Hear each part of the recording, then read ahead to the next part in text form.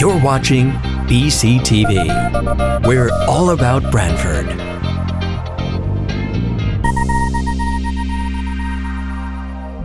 You're watching BCTV, Brantford Government Television, a service of Brantford Community Television. This program is brought to you in part through the support of the town of Brantford.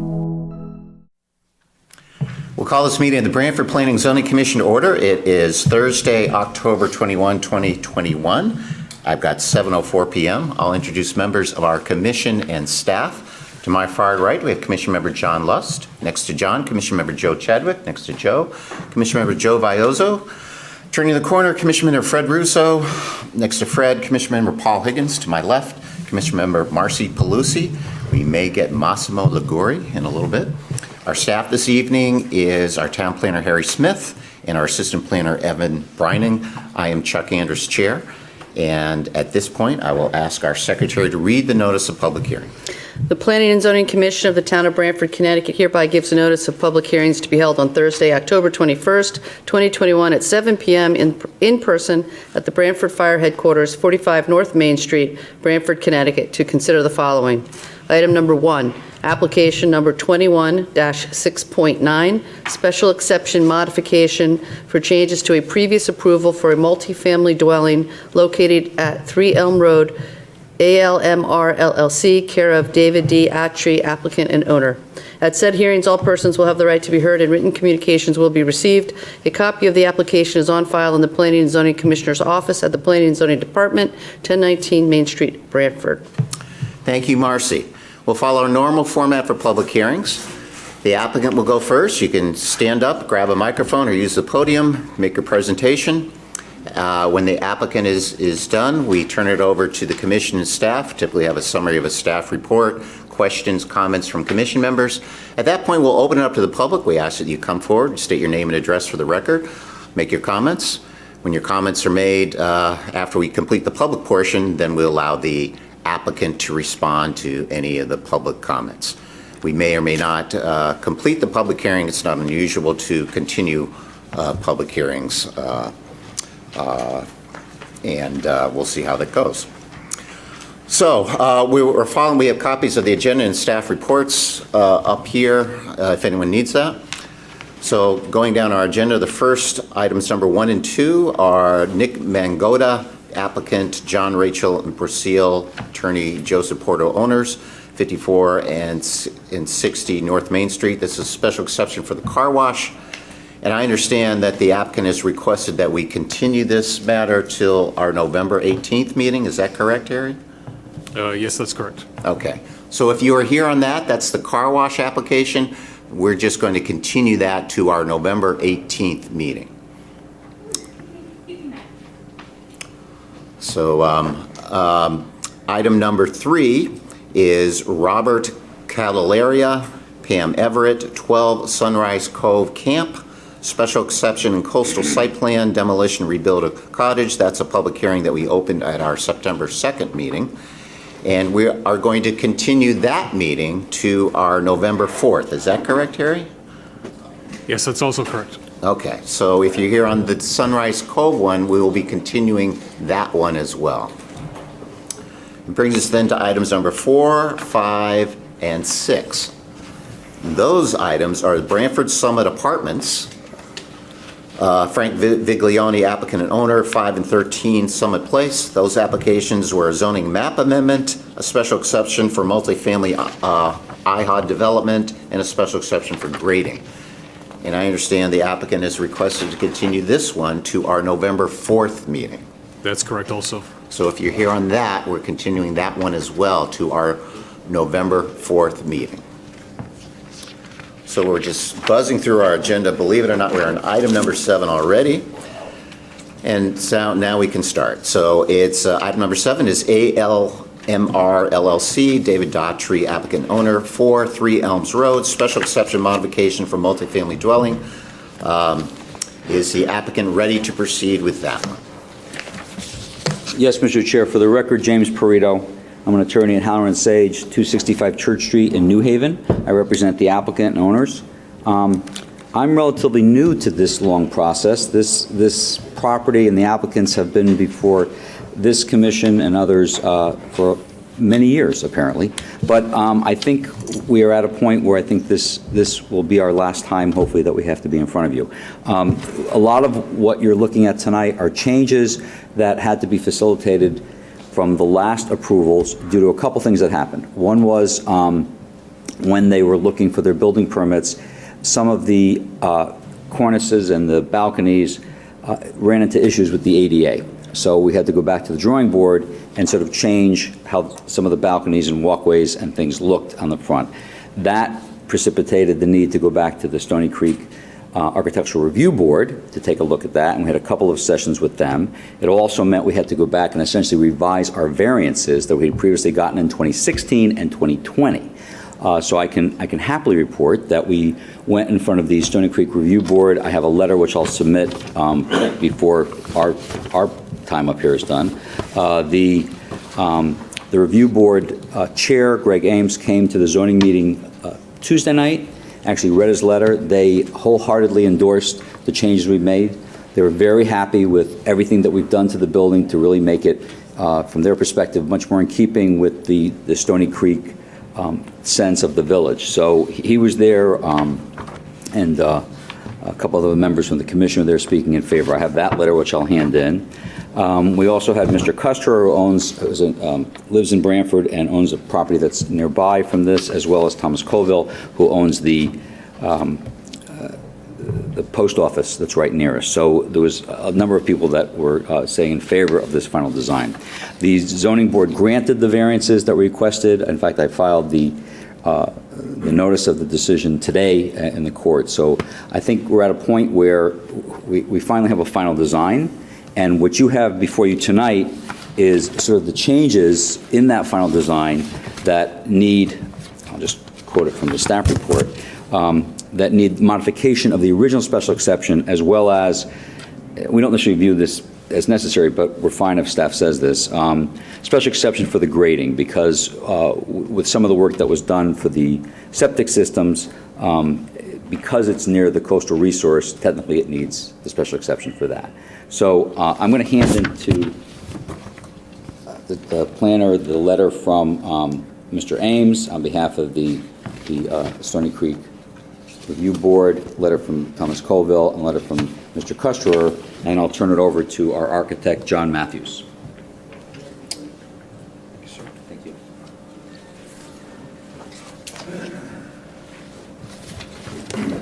Yeah, John?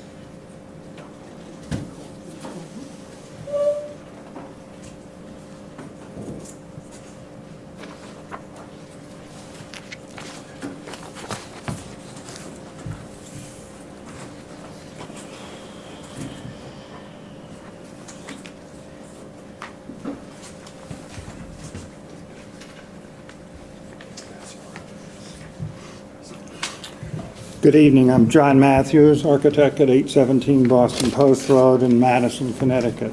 I wanted to really quickly go through some of the background of this project. When Mr. Diatri bought this in 2016, this is what the building looked like. It was the former 43 Elms Hotel. It was built in 1780, I believe. It had been converted to 7 apartments, 11 bedrooms. His first scheme and second scheme that this board approved converted it to 5 apartments. The present application is for 4 apartments. So we reduced the number of apartments. We kept the same 11 bedrooms. There's a staff report that talks about the changes, and what I'd like to do is just real quickly show you what happened to the building. begin? Yes, please. It should be on. So does that work? So this is what you see from behind the post office. There was a 10-foot porch, and there was another 10-foot deck coming out. We were given the grant to fill in the 10 feet, and so the building. Hey, John? Excuse me, could you speak into the microphone, sir? I'm sorry. Yes, the building had 10 feet added to it, as you can see where the porch was. So the building was brought out to this corner here, and then there was the terrace or deck in front of that. So this gives a good sense of what this building was like. And this is the 3 Elms road frontage side. There was a balcony here. We're keeping a balcony here, but that balcony goes away.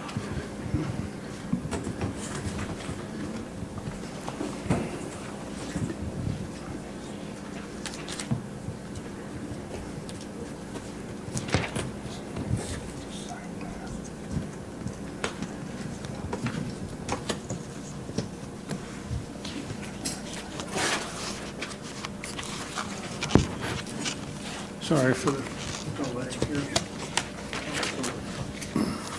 But it's John Cunningham's, but we can deal with that. So what happened in the reworking of the building is that there were originally approved balconies on the front, here, and here. And then the original one had balconies in the back that was approved. We removed those.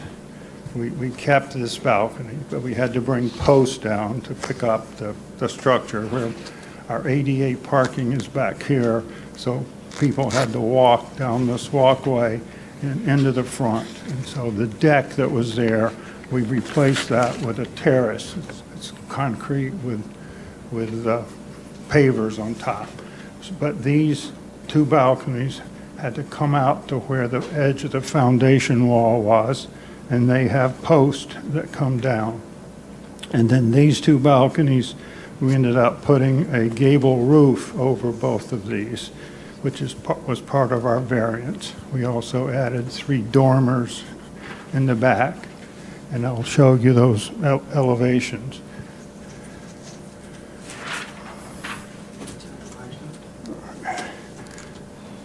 Where's this? I'm just going to show this one.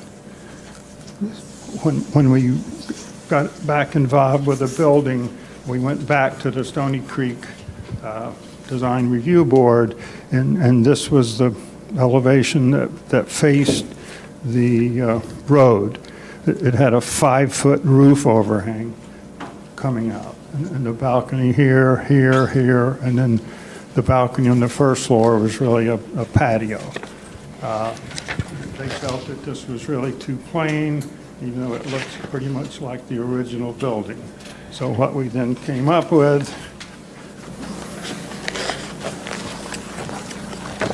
was these balconies got a gable roof here and here, which are much more in character. We added a cupola on top, and then on the back side, the east side, we added 3 dormers, again, to make the building more compatible and smaller residential scale.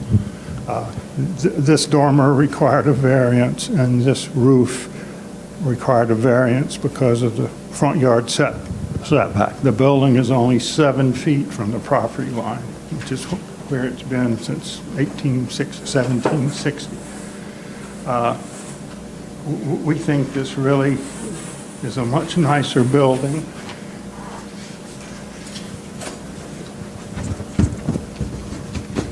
Gives you a little better sense of it because it's a larger scale drawing. This is what you'd see from behind the post office. These are the colors. This is the siding. This is the trim color. This dark green is the window trim, and this color is the doors. The 4 apartments are all entered from that terrace in front. So ADA comes up around the side in here. And then looking at our parking lot. Where's our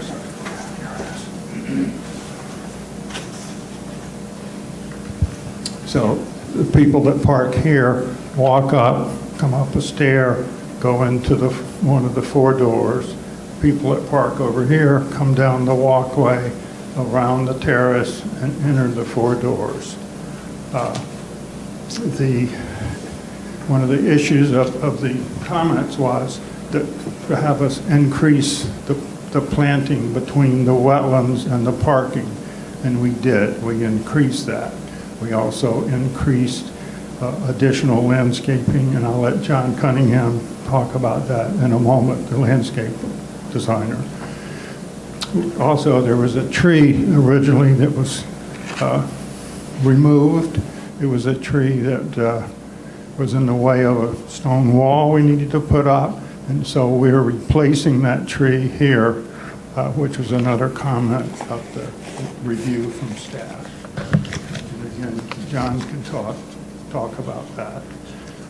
Just some of the housekeeping things is Tom Stevens' office had a coastal site plan, and we had a site plan, and both of us had zoning charts, but the 2 zoning charts sort of conflicted with that. So this is the official zoning chart, and Chuck Mandel is here from Stevens' office to talk about some of the other technical aspects of the site for drainage and so forth. Since his is just a coastal site plan, it only has setbacks for coastal purposes. This is the planning and zoning setback. And the only place, again, where we had a variance issue was this roof over this balcony and that one dormer that was put on the roof.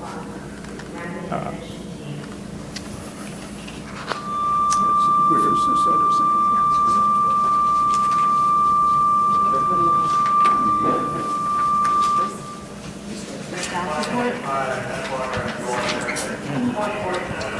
I think that, from my perspective, that pretty well outlines what we did to this project since it was approved last. It's a different design from what was originally done. We think it really fits in well. The design review committee was just enthusiastic about this new design over the prior design. And it made us feel real good that we were able to come together with that. And I think it's going to be a great addition to the center of Stony Creek.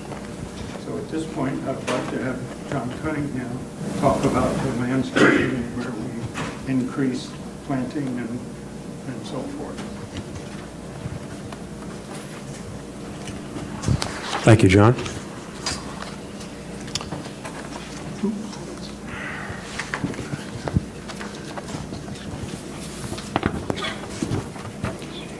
Good evening.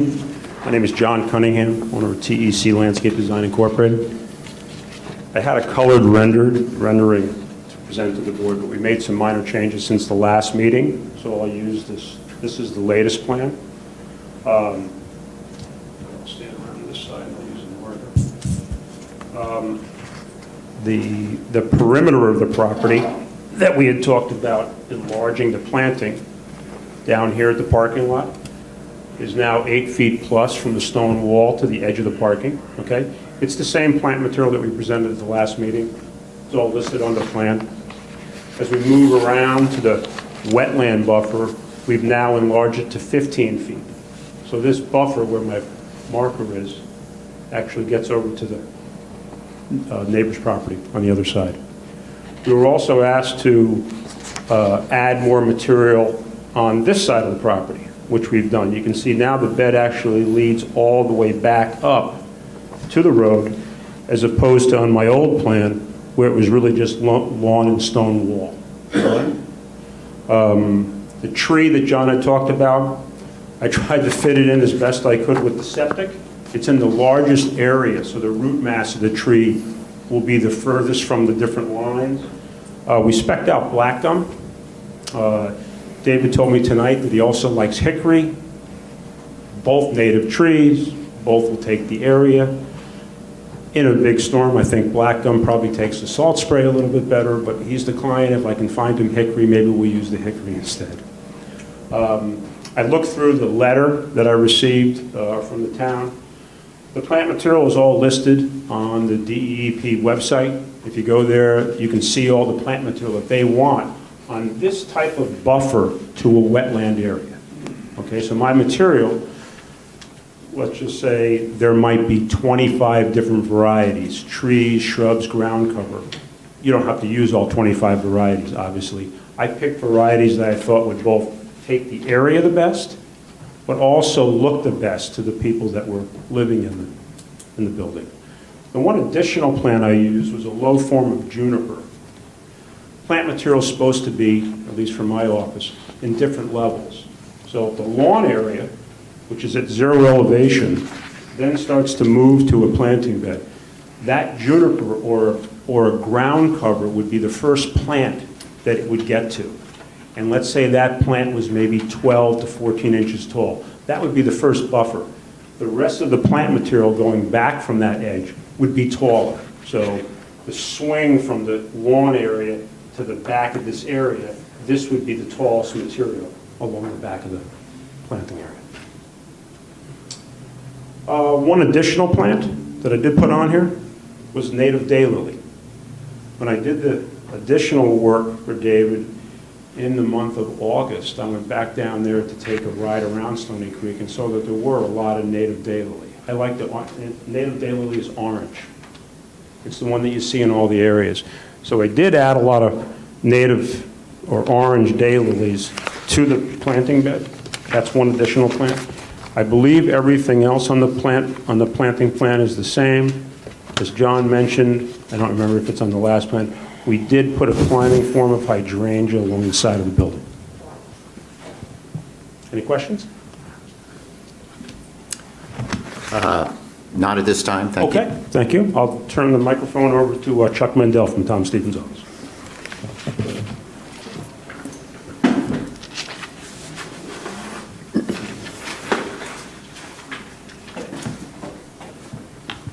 Thank you, John.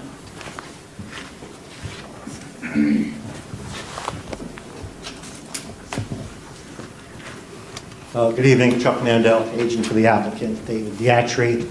The original date of this plan was 12/5/19. And we're up to revision 15 at 10/12/21. The grading on this site was actually driven by the desire to upgrade the septic system. This is a little past history. The original septic system was down in this area, right adjacent to the creek. And it was actually a non-compliant system. It was draining directly into the sound. It was all in crushed stone. And we actually did a reverse engineering and dug the old system up. And it was directly in the groundwater. David's desire was to clean the whole area up. So what that happened was we ended up finding we never really did find great soil up there. And there are certain separating distances that are required per the health code. So that's what drove the grading so high. So when you drive by there, it looks like, oh my God, what'd they do? Well, the reason it was done like that was to have a code-complying system that would not contaminate the sound or the brook. We've had extensive review from DEEP. Everyone was satisfied with the plan. And in regards to drainage patterns, the Connecticut, hold on, I've got to get glasses here. So the 2002 Connecticut Guidelines for Soil Erosion and Sediment Control, they suggest under page 3-5, the site development should be compatible with natural drainage patterns to the fullest extent possible. These drainage ways should be used to convey runoff through and off the site to avoid the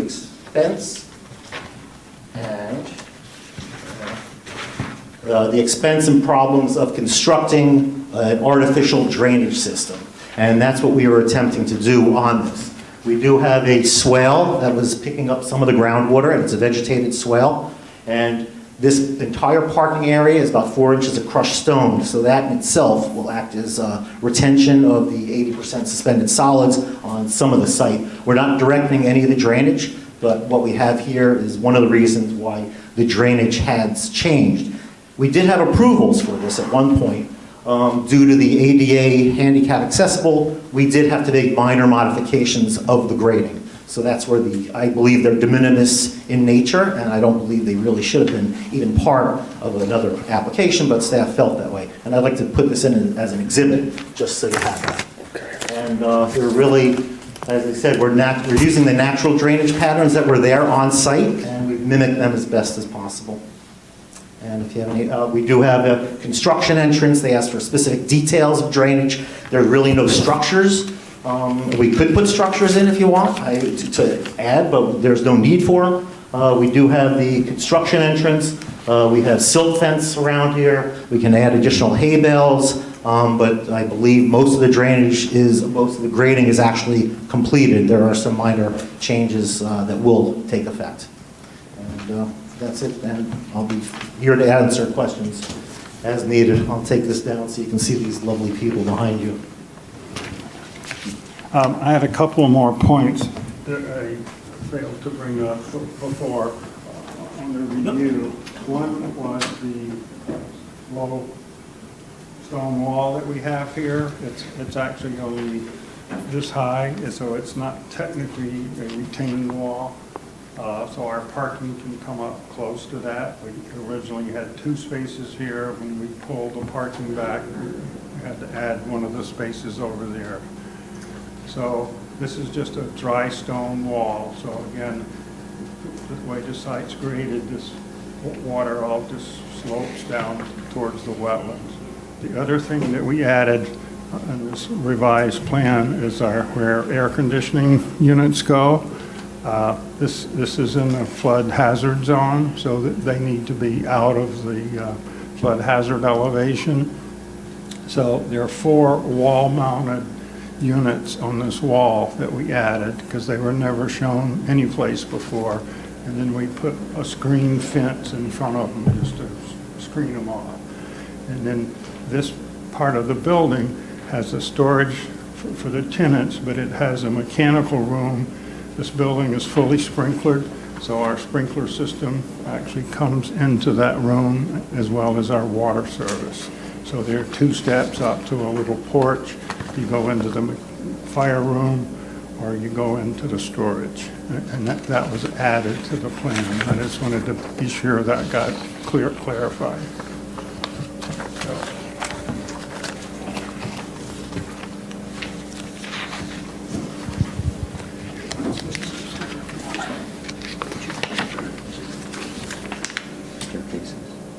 That's what I was just talking about.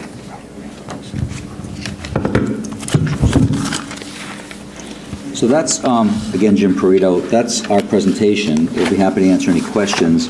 You should have a staff report dated October 7, 2021. I think we've addressed all the questions in the staff report. On page 1, number 2, the bulk requirements talked about the 2 site plans. I think that was clarified. There's under landscaping, we went into some of the additional plantings and questions that were raised there. It continues on to add additional plantings, right? I think we've testified as to that would be going on, and the rearrangements of the plantings near the parking area. And I think any of the staff recommendations we've addressed, and they've put them down as conditions of approval, which I think we've already addressed, but we could really have no issues with that.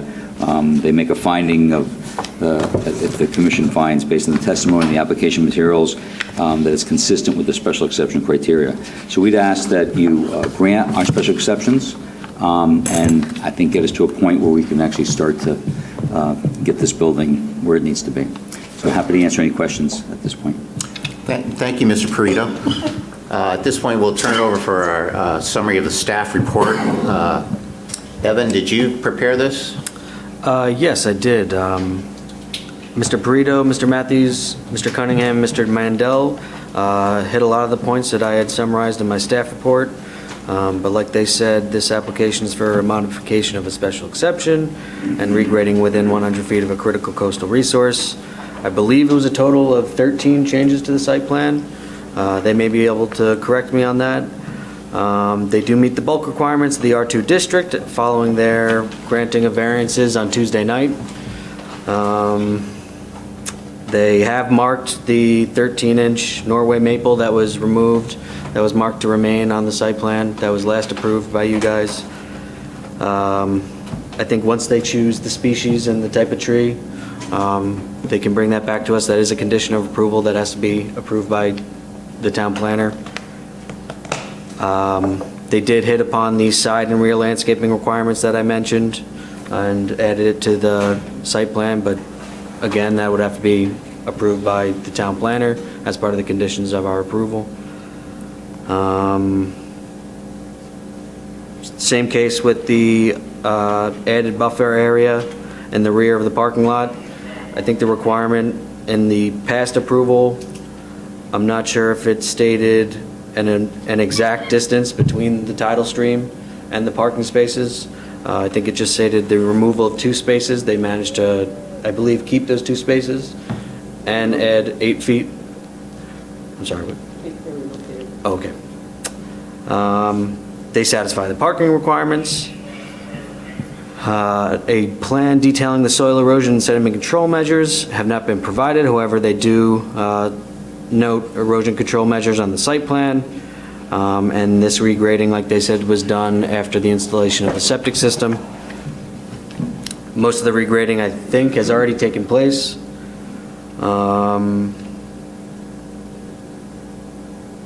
Concerning the retaining walls, we would like more details concerning the drainage. I think Mr. Mandel had summarized that for us, but we would like some more details submitted for the town planner to approve. I'm not sure if you guys spoke about the height of the retaining wall at its highest point. I spoke about that, and it's listed on our plan as 2.75 feet maximum height. Anyway, here is the 3 plans that did these recent changes from your... Excellent. Okay. Do we have those yet? Or are those brand new? Brand Brand new, I okay. believe there's a number of plans that they're submitting tonight. Okay. Based on the application materials presented, it appears that the application satisfies most of the special exception requirements. They received approval from the Stony Creek Architectural Review Board on August 25th. And one last item, staff would like the applicant to clarify how many staircases are located on that rear addition. I saw on one of the plans, I believe it was the life safety plan, that there was 2 staircases, but on the floor plans and on the 2 other site plans, there was only 1. I believe that's the only outstanding item from my staff report. And staff recommends 2 conditions, the first of which is all the conditions of the previous approvals will remain in full effect. And then finally, some revisions to the site plans, which I just reviewed, but if you'd like me to state them again, I can do that now. Thanks, Evan. Just a question. I thought I heard a reference to a coastal site plan at some point. Is this property within the coastal boundary area, and do they need a coastal site plan revision of their coastal site plan approval as well?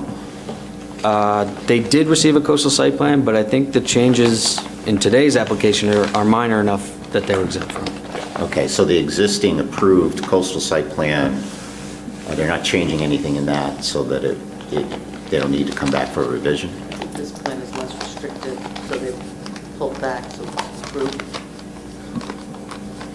Okay. They did add buffer space, but I think Section 5 lists the exemptions as if the changes are minor enough in nature. Okay. They wouldn't require an additional Great. site plan. Excellent, thanks. Questions from commission members? Just one question, just a clarification. What were the ADA changes that were made to the plan?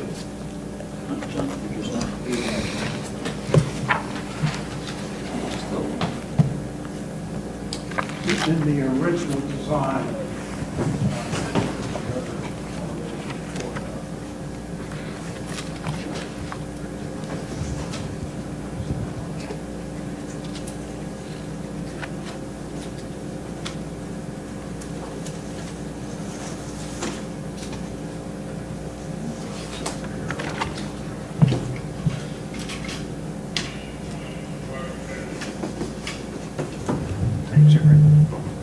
in the original design that was approved back in 18, 20, and 20, the balconies that were here had these huge knee braces that came down to support the balconies. And so therefore, you could not walk up a sidewalk because, you know, the knee brace would hit you right in the head. And that was also true on the balcony that were out here with these huge knee braces. So there was no path to get from the ADA parking into the building. And so that's the reason that we ended up pulling this one out and putting posts down to hold up the balcony. So you're walking underneath that and not having to hit your head. So that was the main reason. Thank you.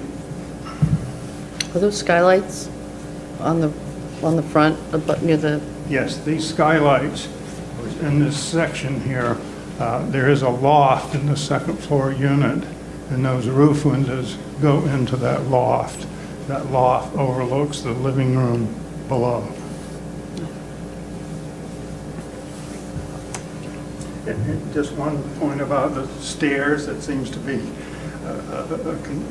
it needs some clarification. If you look at this elevation here, this is the east side.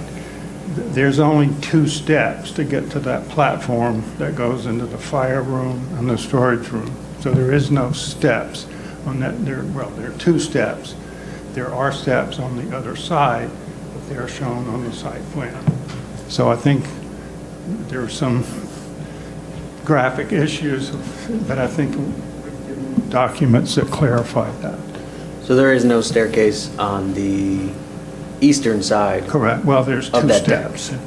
Okay. Because at the time, the final grading hadn't been shown on the building. And by the time the grading got up, you know, there's no need for a staircase per se. Is there access from the deck, the second story deck, to the yard? No. On the eastern side? Okay. Well, this is the eastern side. That deck up on top is just access from inside the unit. On the first floor, there's a porch on the other side with a stair, but that was always shown. That would be the west side of this. Well, here it is here. There's a picture that shows what the west side of that addition looks like. That's facing the parking lot and post. Correct, that's towards the parking lot.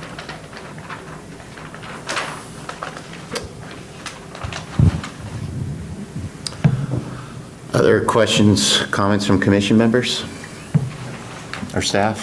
If not, then we'll open it up for public comment. Are there members of the public that wish to comment on this item? Yes, sir. Please come forward.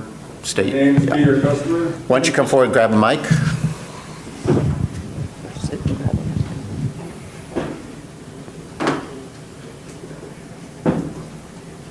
I believe you already.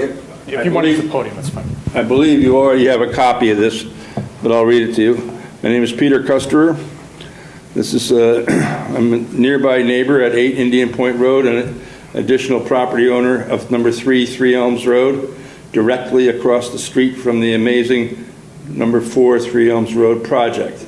And I am totally impressed and in favor of his entire project.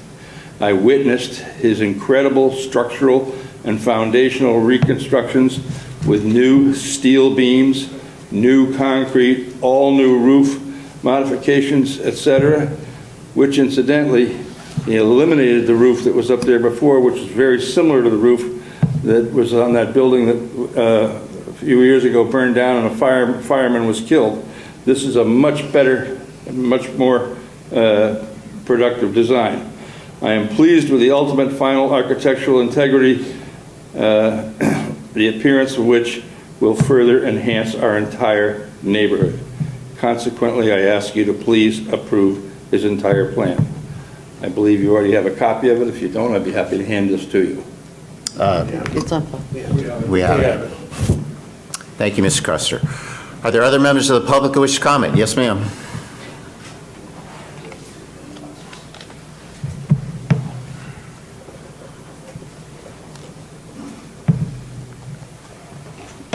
Good evening. I'm Barbara Chesler. I live at 8-3 Elms Road, adjacent to this property. We're glad that we finally have reached a point where maybe we can move forward with this. It's been only 5.5 years. I do want to make a couple corrections and a couple comments, though. One is the 3 Elms house that the architect and others have alluded to burned down in the 70s. So that structure, I'm not quite sure at all why it has anything to do with the current structure, the structure that he purchased. The former house also only had 9 bedrooms when he purchased it. I'm a little concerned about now to hear, again, a new plan. There have been so many plans. I certainly cannot keep track of them, but I'm sure all of you can. The former plan, was going to have 7 apartments with, I don't know how many bedrooms, but so this is already, I think I speak freely for many people in the creek, believe that this is an oversized property that the commission has approved over and over again, in spite of numerous cease and desist orders. At this point, we just would like to see the property completed. If you choose to let this go, however, we ask that there's no cupola. The building's big enough. We do not need a cupola on top of it. It is not a Victorian architectural building. There is no reason to have a cupola. It only adds more height, more size to the building. Additionally, and I don't even know where we are with the number of handicap spaces in the back. At the last time we all met online, the request was for 3. I can see no reason to have 3 handicap spaces for apartments or condos or whatever these are going to become when only 2 of them are accessible. There's no elevator in the building to my knowledge unless that's been added. And also the back deck on 3 Elms, that's on 3 Elms Road on the south side of the building, that's also been a problem. What's west, what's east, what's south, and what's north, which is not very difficult to figure out. The sun sets in the west. But we're talking about the south side of the building, which is 3 Elms Road, that deck clearly be no larger at all than the one that was currently there. They had already asked for a request to make that larger, and that had been denied. But now we're somehow talking about it again. So I'm concerned about that. And our preference is that is be actually limited to some type of sort of French balcony. There's no need for a deck there. There's plenty of decks in the front of the building. People are going to have views of the water. We really don't want people standing out on that deck, partying on that deck, being noisy on that deck, which already overlooks our property. So also I know a number of people feel it's important to try and protect in Stony Creek the view corridor from the top of 3 Elms Road. And lastly, as we move forward, we ask that the planning and zoning and the building department monitor the building throughout the construction site. There have been so many transgressions. We require that there be construction fencing installed, maintenance of the property, and including a porta-john. There are 2 other properties currently in Stony Creek that are under construction as big as this property, or big projects similar to this property. They've had construction fences, they've been well maintained, they've been monitored. This property has been blight for the last 5 months or 7 months since March when he received his cease and desist order.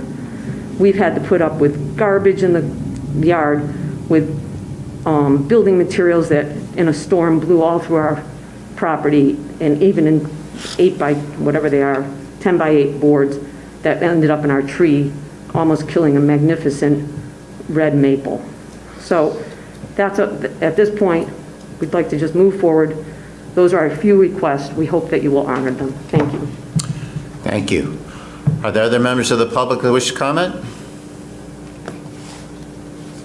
One more time, any further members of the public wish to comment? Seeing none, then we will close the public portion. The applicant wish to respond to the public comment. Thank you, Mr. Chair. Again, for the record, Jim Perito. The only thing I'd point out is that when it comes to the design of the building, the Stony Creek Review Board really had the sort of jurisdiction on this. They've looked at this. They were the ones who made suggestions. They were the ones who wanted the cupola. I think for us to be sort of changing at this point, I understand, the neighbors' concerns, but that could have been, maybe was expressed at that board, and they felt that this design was the preferred design they like to see. So we're trying to accommodate the board that has the jurisdiction for the design of the building. So I would ask that you don't make any changes to that, because I think we'd have to go back to them again. So I'm hopeful that tonight really does put, as the neighbor said, sort of an end, and we can now move forward and get the site buttoned up and finished. Thank you. Thank you. Can I ask a question? Certainly. I have a quick question. Did the review board say anything about the deck issue? Not to my knowledge. Are you with the applicant, or? Is the owner? Oh, yes, yeah, go ahead, certainly.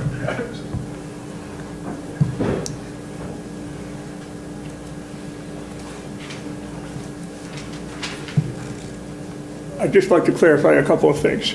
The building was built in 1870. There was a fire in 1979. The basic understructure of the building was posted beam, chestnut, pegged, dating all the way back to 1840. There was an 1840 building there and an 1870 building. So the location of the building has nothing to do with the rebuild in 1979. The verbal cease and desist was issued when we changed from 5 units to 4 units. We talked to planning and zoning. They said that would be quite all right. What we didn't realize is in order to continue, we then had to go on new plans to shrink the number of units inside. And the building official said, please stop. He said, stop everything. Don't even put the windows in. Don't put the siding on. Just stop working. Therefore, this hiatus of 6 or 7 or 8 months was that was because we wanted to do it. We kept on asking to close the building up, but they said, you really can't until you have a new set of plans approved. And we understood, so we did that. So I just want to say that some of the issues that were raised are really not accurate. There were not numerous cease and desists. There was only one verbal. The building does date down to 1840 or 1870, and we have tried very, very hard to accommodate all the comments and the needs of the neighbors, but it appears we cannot make everybody happy. Thank you, Mr. Daughtry. Any further questions, comments from commission members or staff? Marcy? So given the age of the building, it's not in a specific historic district, or did the architecture seek to reflect any of the age of the building as far as the look? Did that make sense? This is an architectural question. Yeah.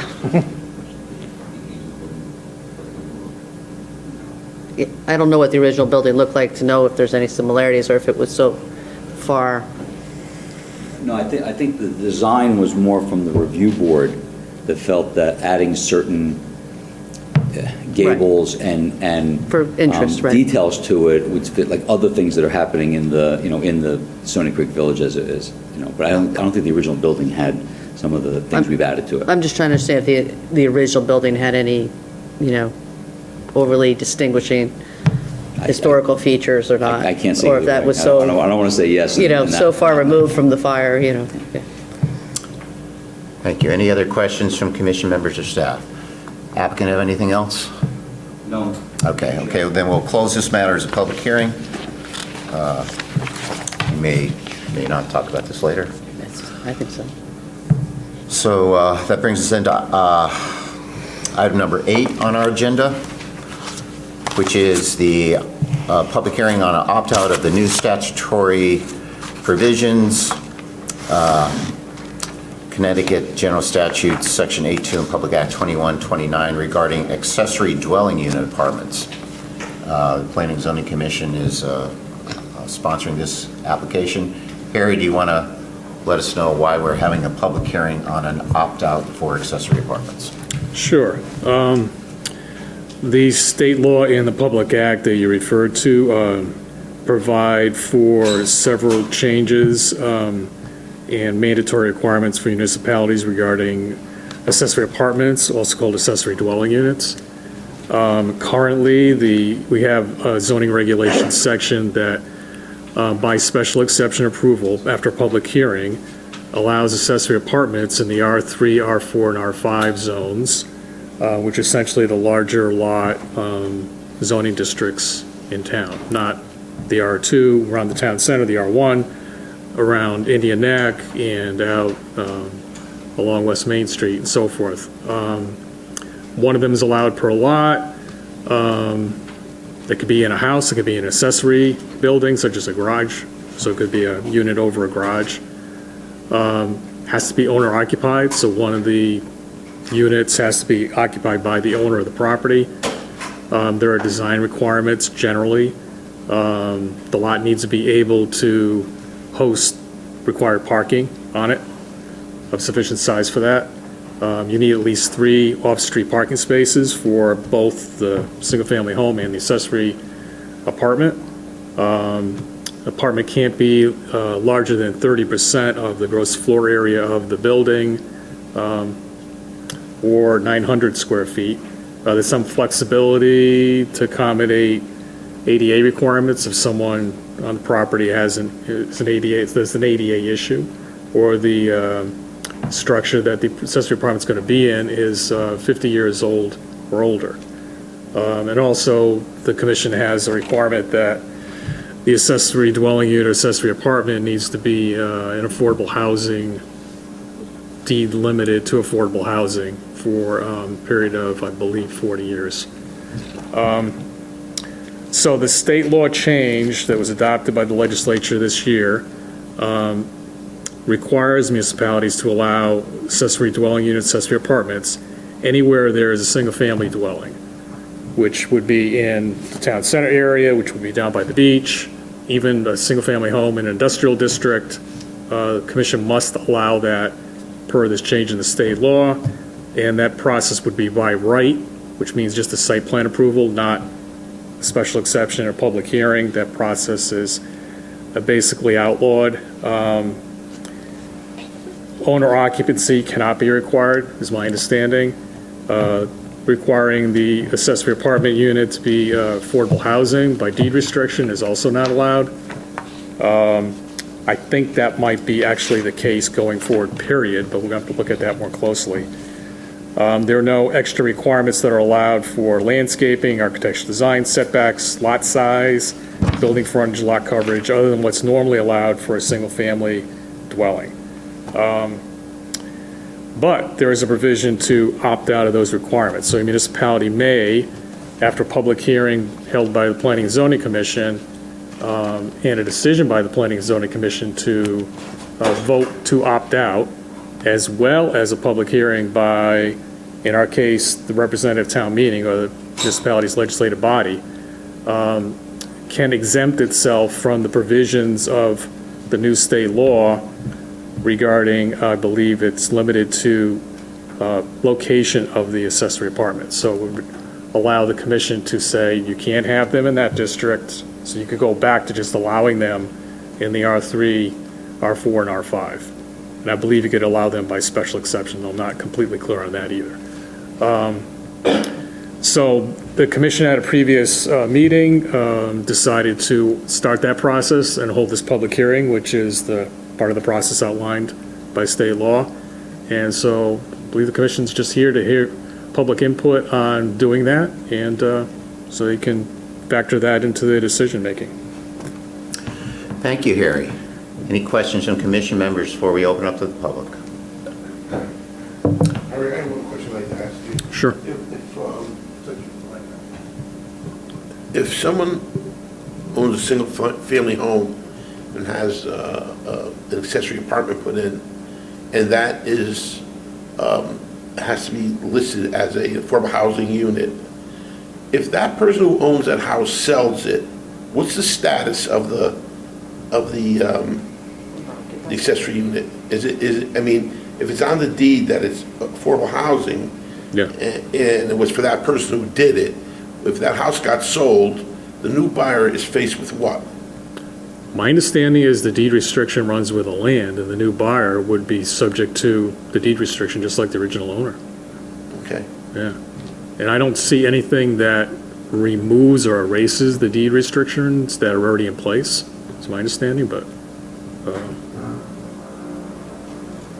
so they're frozen in. So technically, you could take a one-family neighborhood and turn it into a sort of a quasi two-family per house neighborhood. This provision could provide for that, essentially, yeah. But also, there's the requirement that right now, one of the units would need to be owner-occupied, and the new state law changes, if you don't opt out, would allow basically a rental situation to occur, or both units on a property. Yeah. So, Just, if we didn't opt out, and the existing accessory apartment, would that be considered two apartments, and then they can put two more on top of that?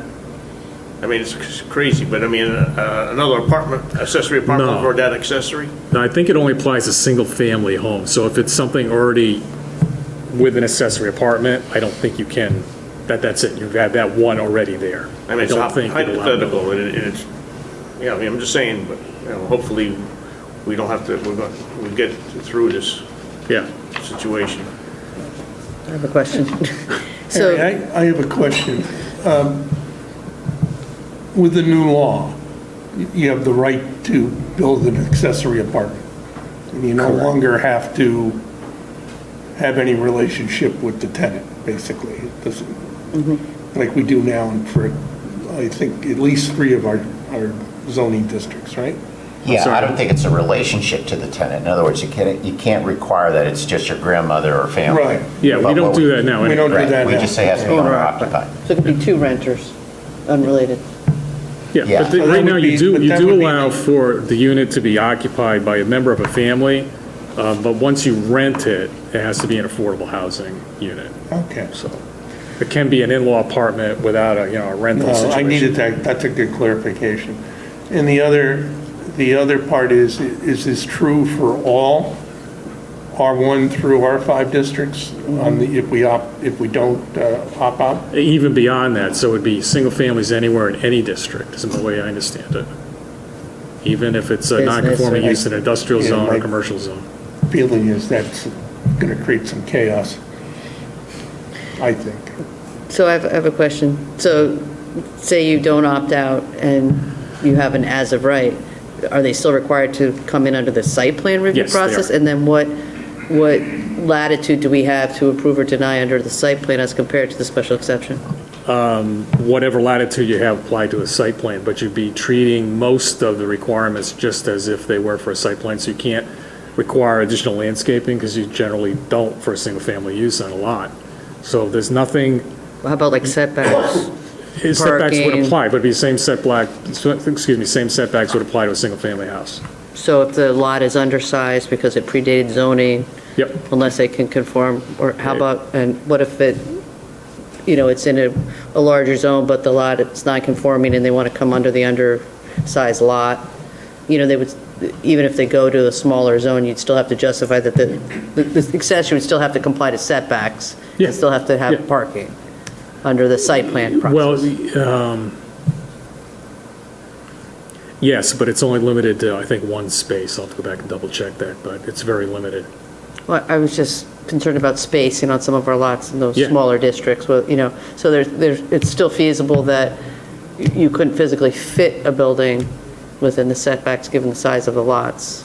Well, that's true. In terms of they'd have to go constructing a say it's new a- garage or something like that, or a new, accessory structure that you want the accessory apartment to be in, yeah. So if say you have a detached garage that predated zoning and it's non-conforming in the setbacks, and they want to apply as of right to convert it, They they can would do that. still be held under the variance process and so forth?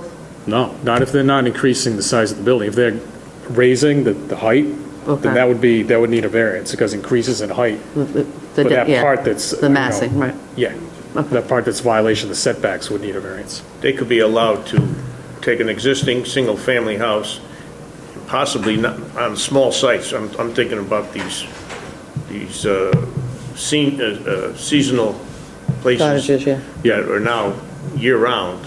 Right. They barely have 10 feet of side yard or rear yard, whatever, similar to Lanfear's Cove or something like that, Yeah. Sunrise Cove. Yeah.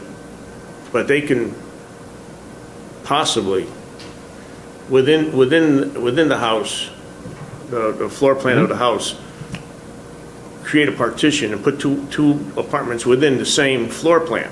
Yep. Somehow. Yeah, if they can make it work, yeah. If they can make it work. So they could somehow. take an 800 square foot cottage and divide it in two and have two 400 square foot spaces, separate spaces? Possibly, yeah. Okay. That's my understanding. I don't know if there's any minimums. I don't think there are. It still has to be accessory. Yeah. It still has to be 30% for 800, it has to be 30% of 800. Yeah. Whatever. So a studio. Right. So it would be. So, any further questions, comments before we open up? Any member of the public wish to comment on this item? One more time, any members of the public wish to comment? We did receive a communication, and I received this not directly myself, from an individual named Jared Kuklis, and he's an organizer with Desegregate Connecticut. And I sent this to all the commissioners, and I believe you all have a paper copy of this, so we've entered that into the record here. Okay, and in terms of the process, I think we have to hold a public hearing, which we're doing tonight.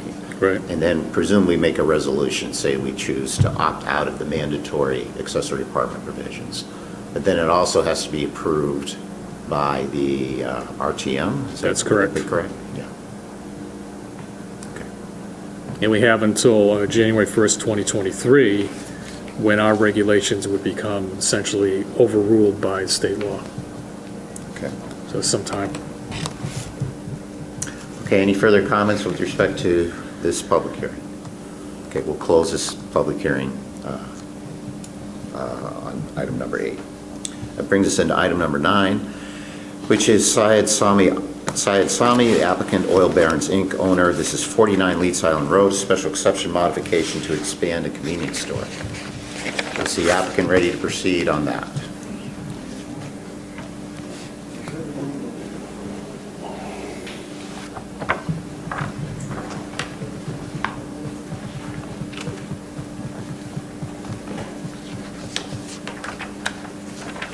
Good evening, folks. We have applied for the modification because we have just made a large investment outside, making a lot of improvement. We have put a brand new canopy, all new tanks, new tarp, new paving, and everything. The inside of the building has been old and dingy, and we need to do inside. It used to be an old garage, so that, and the garage business, as you know, is gone. So we're making a big C-store out of that. That's our intention. So you're converting the former garage space to a retail area? Exactly. We have a small store right now that we operate out of it, and then we just want to make it enlarged because the demand is there at this point. Okay, thank you. Anything else before we turn it over to our staff to summarize? If we have any question, my contractor is here, we can answer it. Great. Okay, thank you. Evan, did you do the staff report on this?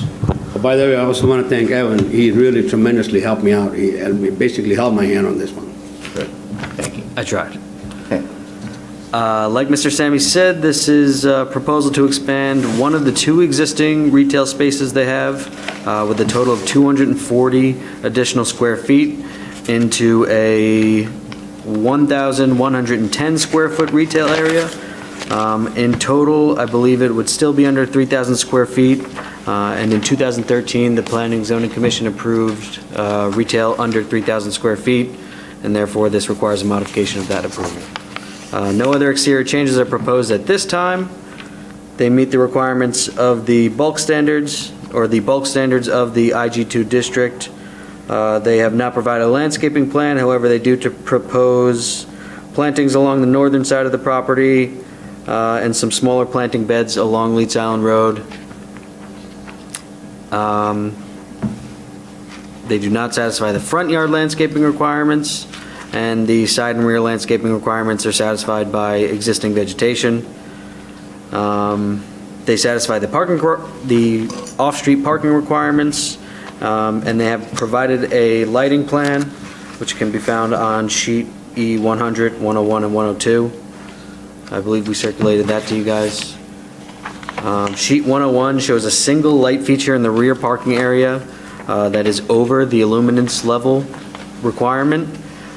This specific light is also, I believe, causing some light trespass onto the neighboring properties.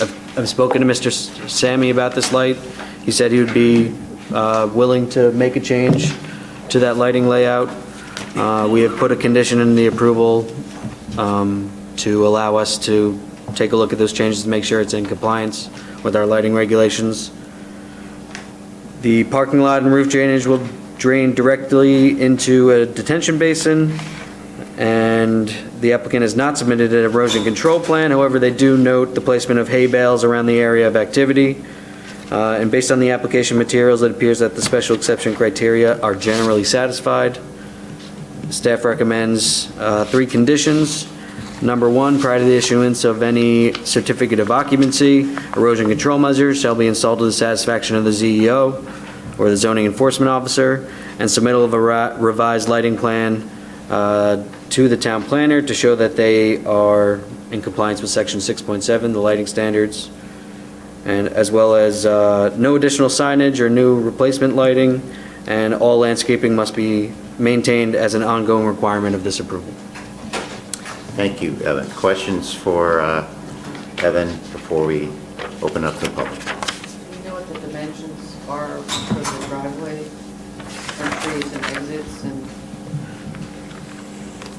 I know I kind of know the area that they're quite wide. I don't know if there's any. Do you believe they? From the state to have them be, I believe they'd meet our standards, and I guess DOT would. I don't think so, because I don't think they're creating any new curb cuts, and I believe they did lose some land in recent history, so I would assume that DOT had examined them at that point. But I believe also our standards is only a minimum distance for the curb cuts, or the width of the curb cuts. No, just many gas stations get, they open it up. Sure. And, a lot of times they're having to be closed down. The improvements are great, don't get me wrong, but I was just concerned about that from traffic flow. I don't have an answer right now. Okay. Yeah, the island's really within the right-of-way, and I think... And there's no plantings proposed on that front island, either low or otherwise. I mean, I know they want the building to be visible. Yeah, my understanding is there was some landscaping in there, and I'm defer to the applicant, but I believe some of that land, as Evan noted, the state right-of-way was widened this location at some point in the past, I don't know, 15, 20 years ago. I don't know if you know. No, I don't know that. But that's my understanding. I was told that there was more width. I believe there's a landscape island in front that sort of got cut back. It's like 2 feet or something. Yeah, there's not much left, right. Yeah, that was a single lane at one time, then they made it 4 lanes, 2 on each side. Widened it out, yeah. Yeah, they widened it out. Yeah. So your improvements are within the building structure? Absolutely. You're not enlarging the building, you're just taking the interior bays and just converting it into some kind of a convenience store? No, he is adding additional 240 square feet. He's adding more? I think it's about 8 feet by 30 feet. We're adding to the north extending side. it outside. To the north side? Yeah. Not on the highway side, on the other side. On the north side? Yes, sir. Is that where the diesel pump is for the trucks? Yes, sir. Yes. It is. You're still doing that, right? Yes, sir. There's a large distance between both buildings. There's a lot of space in there. And the propane on the other side is still there? No, we don't have that anymore. You don't have propane any longer? No. Okay. You know that place very well. It is on the plan, just so you know. There's no architecturals for the addition? It's on the plan. Well, no building facade, like elevations? No, the buildings exist. All we're doing is just adding on, we're keeping the same height.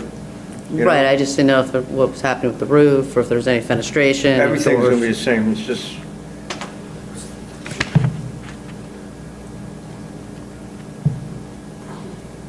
Anything else?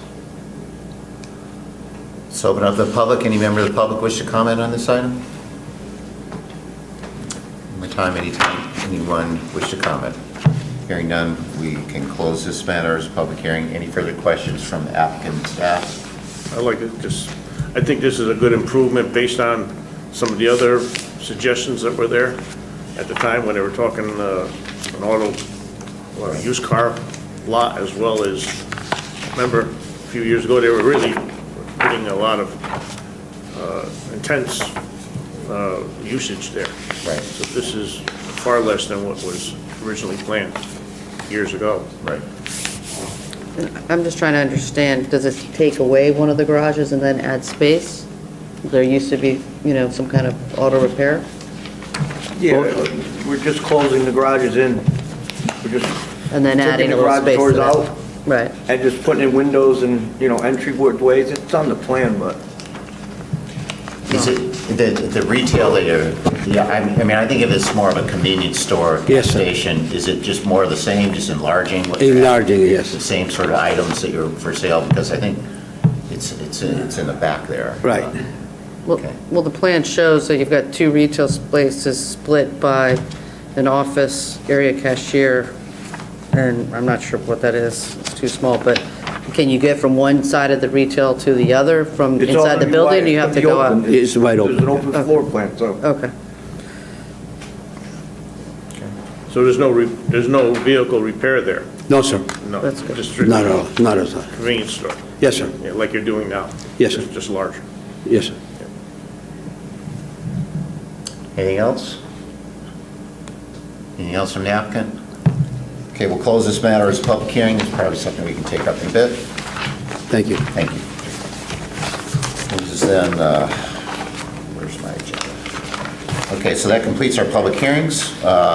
Going down to our agenda, we have minutes from our October 7th meeting that were passed out. I think we have our 5 regular members here. Does someone, if you had a chance to review those, does someone make an appropriate motion for the October 7th minutes? Sure. Is Ms. Bellward makes a difference to one of the applicants. It's the first page, it says Peter Custer. I think it should be a Custer. Yes, Oh, absolutely. That's on page 2 of 6. under item 4. Under the first, the correction of the name. Thank you, Fred. Good catch. Any other corrections or additions that anyone noticed? If not, does someone want to make a motion to approve the draft minutes as amended with the correction of the spelling of the name? I'll make that motion. Motion made by Marcy. Is there a second? Second by John. Further discussion? All in favor? Aye. Aye. Okay, minutes are adopted. Correspondence, got anything, Harry? Yes, we do. We have notification of a tentative determination to approve a structured dredging and fill application. This is from the DEP. It concerns property owned by Victor and Marilyn Casella, and it's 23 Prospect Hill Road. And fortunately, we have the contact person right here on our board, and that would be Mr. John Lust. So I don't know if you have any questions, he can explain it, but I believe it's a dock. He's extending his dock. It's changed, okay. Extending his pier. Yeah. Yeah. I believe the property owner also received some variances for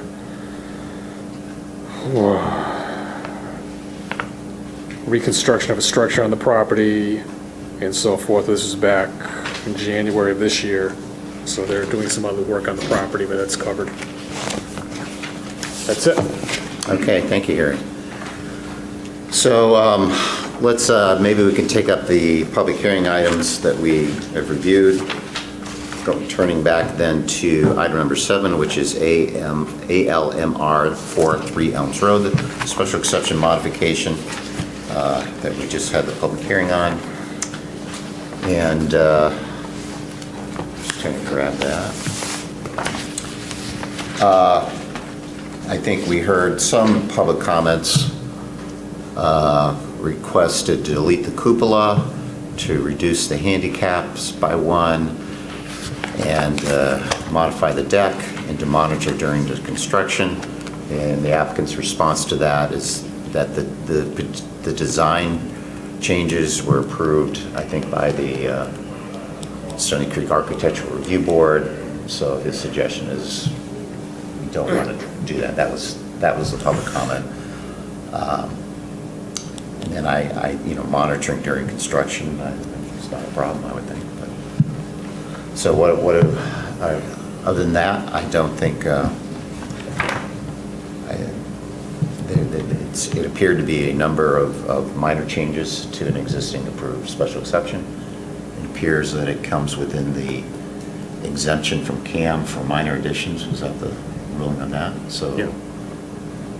I think it's a great improvement. I agree with the review board that what they suggested made that whole look much better than it was originally.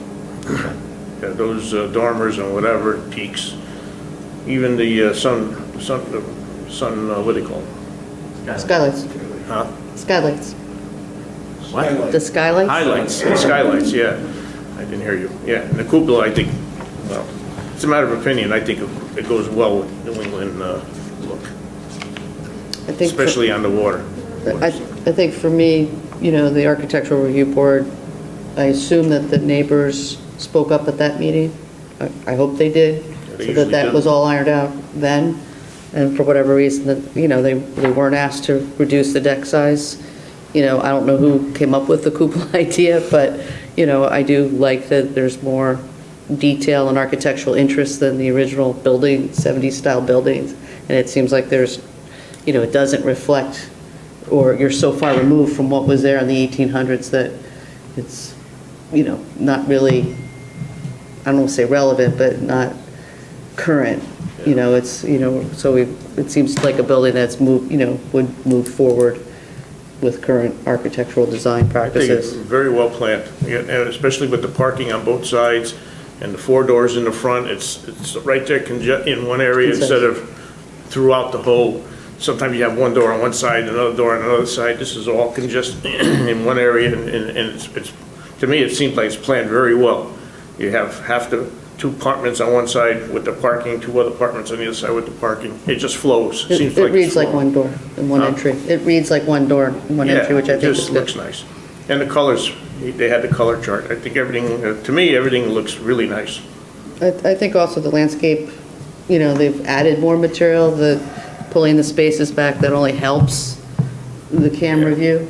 I understand that with the way septic is down at Stony Creek, he's confined by having to fill it to get the right coverage and to, I'm sure that East Shore Health Needless to was say, this very guy's well been involved with that process, so that is, that's sort of a... And this applicant was bending over backwards to make it as nice as possible and accommodate as many people that you can over there, even though some people you can't satisfy no matter what you do. Change is hard. Yeah, I think there was a request to reduce the 3 handicap parking to 2, but it's good to have handicap parking. I assume that's a building code issue, and they're trying to make it accessible, and so that's a good thing. Mr. Chairman? Yes. I don't think there are any requirements that I'm aware of for portalets, porta potties during construction and the regulations, but I would recommend that would be something maybe the applicant could consider putting on site for the remainder of the construction, just to allow that. What's that? A porta potty, a portalet for the construction. There is? Okay. Oh, for concrete. Okay. For 6 months, not being used. Okay, great, thank you. We didn't hear that, right? Okay. So, okay then, so we have a recommendation, Evan. I know there are a number of things that appear to be addressed by the applicant this evening. To your proposed conditions, are you suggesting we modify anything, or that we just keep them in? No, I believe all the responses to these conditions were submitted tonight. Right. So I think they would still have to be approved by Harry or his designee. So I think I should keep all the conditions that I Okay, so make proposed. sure that you got it right. Okay. Okay, then, do you want to review the proposed, I know you kind of summarized it in general, but just go over it. Sure. We have one finding, subject to compliance with the adopted conditions listed below. The commission finds, based on the testimony and application materials presented, that the proposed use of the property is consistent with the special exception criteria.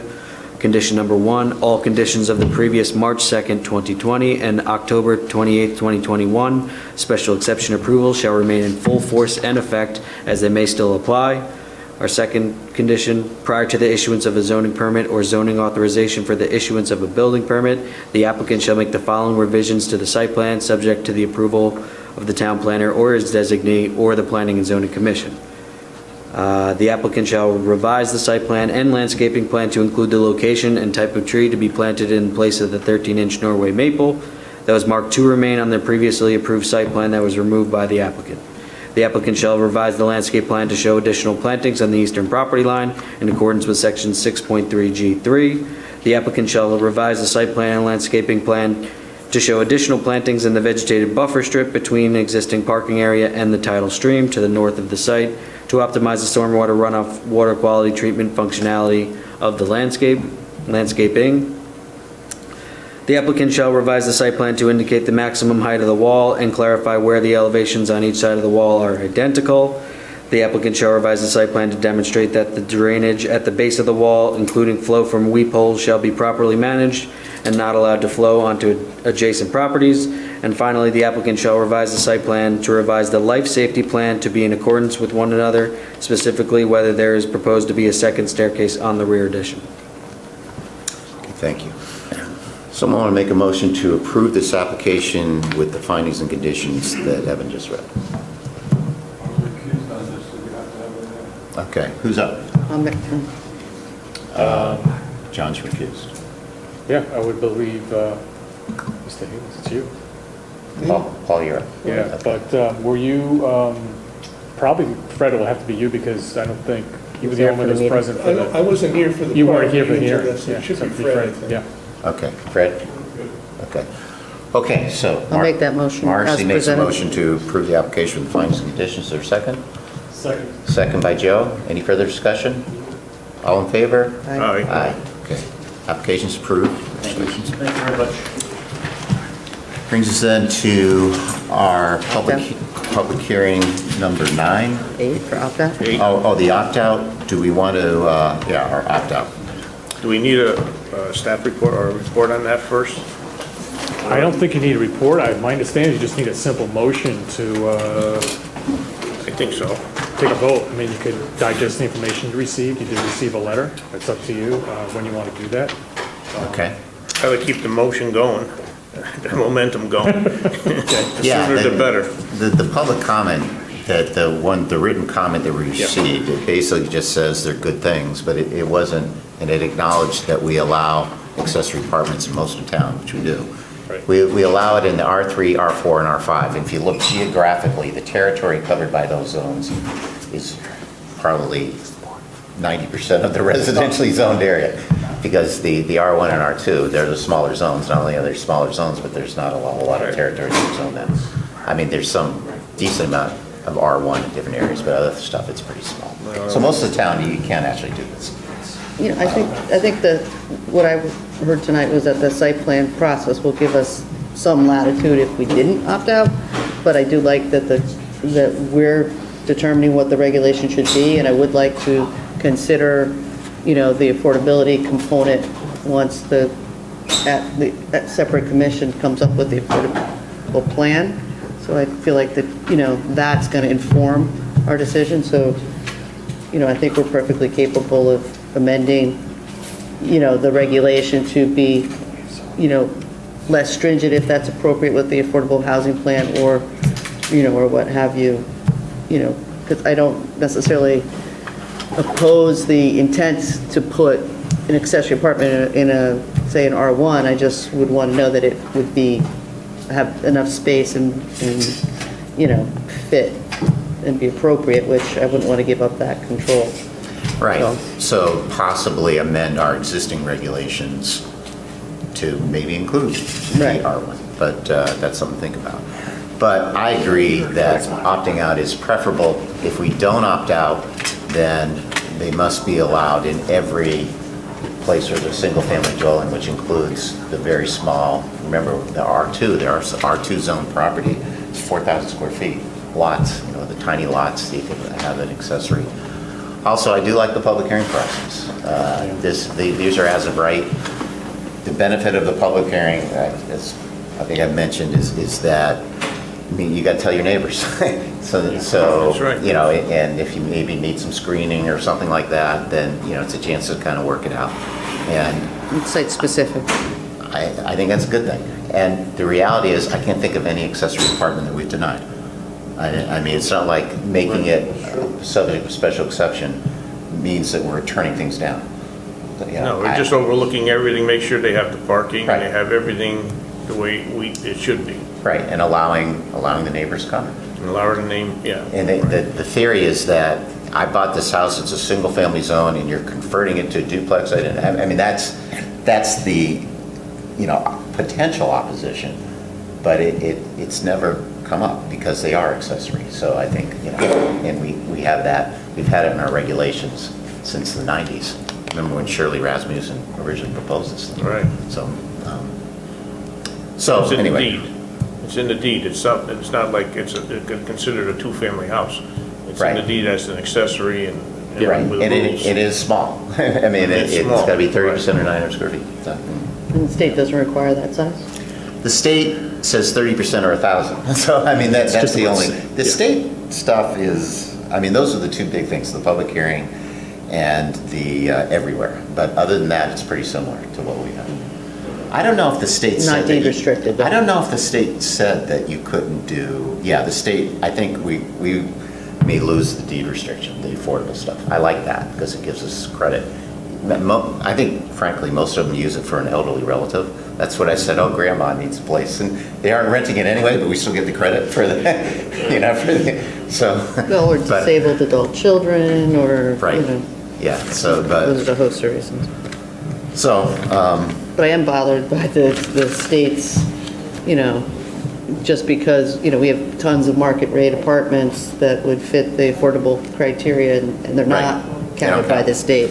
No. And I believe this was done to increase, diversity, which is fine, but I think we're already pretty diverse in terms of our housing stock Right. and what we offer. So, I don't mind,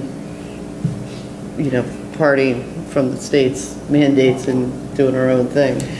yeah, what this does, as I understand it, on the affordability says you can't put a deed restriction as affordable. That said, if you approve it, we take it out of the denominator when they do the entire housing unit, when we do the calculation.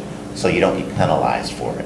In other words, that was, you would be, when they do the 10%, or the things you're looking for are either a 10% of these units that are CHAFA approved, deed restricted, or assisted housing, and basically government subsidized housing. That's basically what it is. And so if you prove just market rate housing, it makes your 10% goes lower because, it's the numerator and the denominator, but they say take it out of the denominator so it doesn't penalize you. That's what they did. You can't make it affordable, but we're not going to penalize you.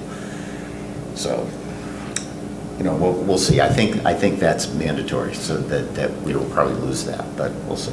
I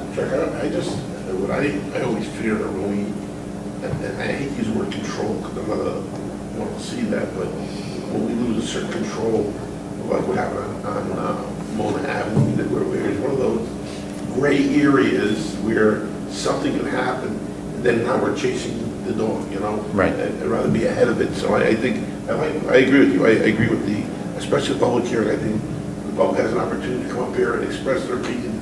I think it sometimes is a way of molding the whole issue, not only for that one particular case, but in general for the town. That way it's just not, it's a free form. Right. It forces the neighborhood to come together, Yeah, it does, one way or the other. whether it's positive or negative, but Yeah. it's still good and Yep. productive.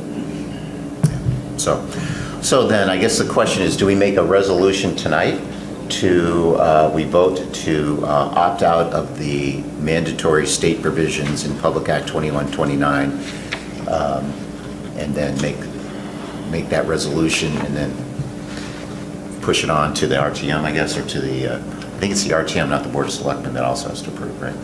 Yes. Okay. So you want to go ahead and do that? That's probably the best thing to do. Okay, good. So does someone then want to make a motion then that we opt out of the state statutory provision in Public Act 2129 regarding the mandatory accessory dwelling units for all residential dwellings? So moved. Moved by Joe, second by John. Further discussion, all in favor? Aye. Aye, okay. That brings then to item number 9, our public hearing was the Syed Sami, the 49 Lease Island Road, the expansion of the retail for the gas station convenience store. And Evan, I think you prepared a staff report on that and had a few findings and conditions. First of all, questions from anyone? Because I know there was no public comment. This is a Shell station, right? It's not the mobile station. not the mobile across the street. Mobile station used to be old Berkshire years ago. Yeah, it used to be old Berkshire. Used to have the. Yeah, oh, that's right. Used to fill my propane tanks there. Not anymore. Not anymore. Well, the new pumps are lovely. Yeah, It's a very nice, and the retail, I think, is, It's a nice place. like Yeah. I said, I just always want to promote, especially at gas stations, landscaping and, controlled curb cuts. Okay. Evan, do you want to review the findings and conditions? Sure, we have one finding. Subject to compliance with the conditions listed below, the commission finds based on the testimony and application materials presented that the proposed use of the property is consistent with the special exception criteria. We have 3 conditions, the first of which, prior to the issuance of any zoning authorization for a certificate of occupancy or certificate of compliance, the following shall be addressed to the satisfaction of the zoning enforcement officer.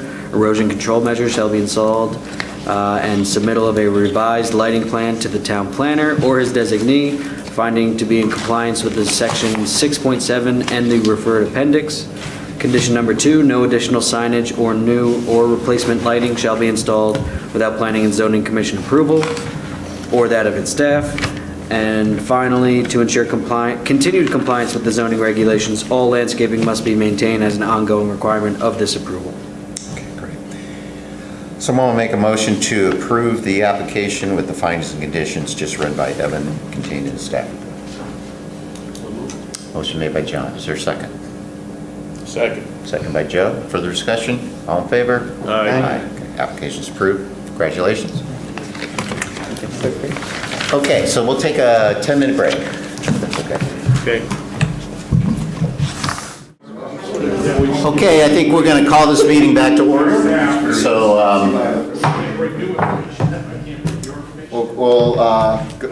we're now at old business. And item number 1 of the old business, item number 1 old business is Peter Custer, 3 Elms Road, special exception modification. We had the public hearing at our last meeting and we closed the public hearing. So now we get to discuss this matter. This was a request to modify parts of previous special exception approval for a number of items.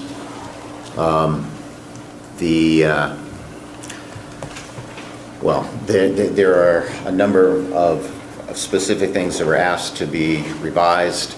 There are a couple of preliminary issues. One is that there wasn't a site plan that showed all of the revisions.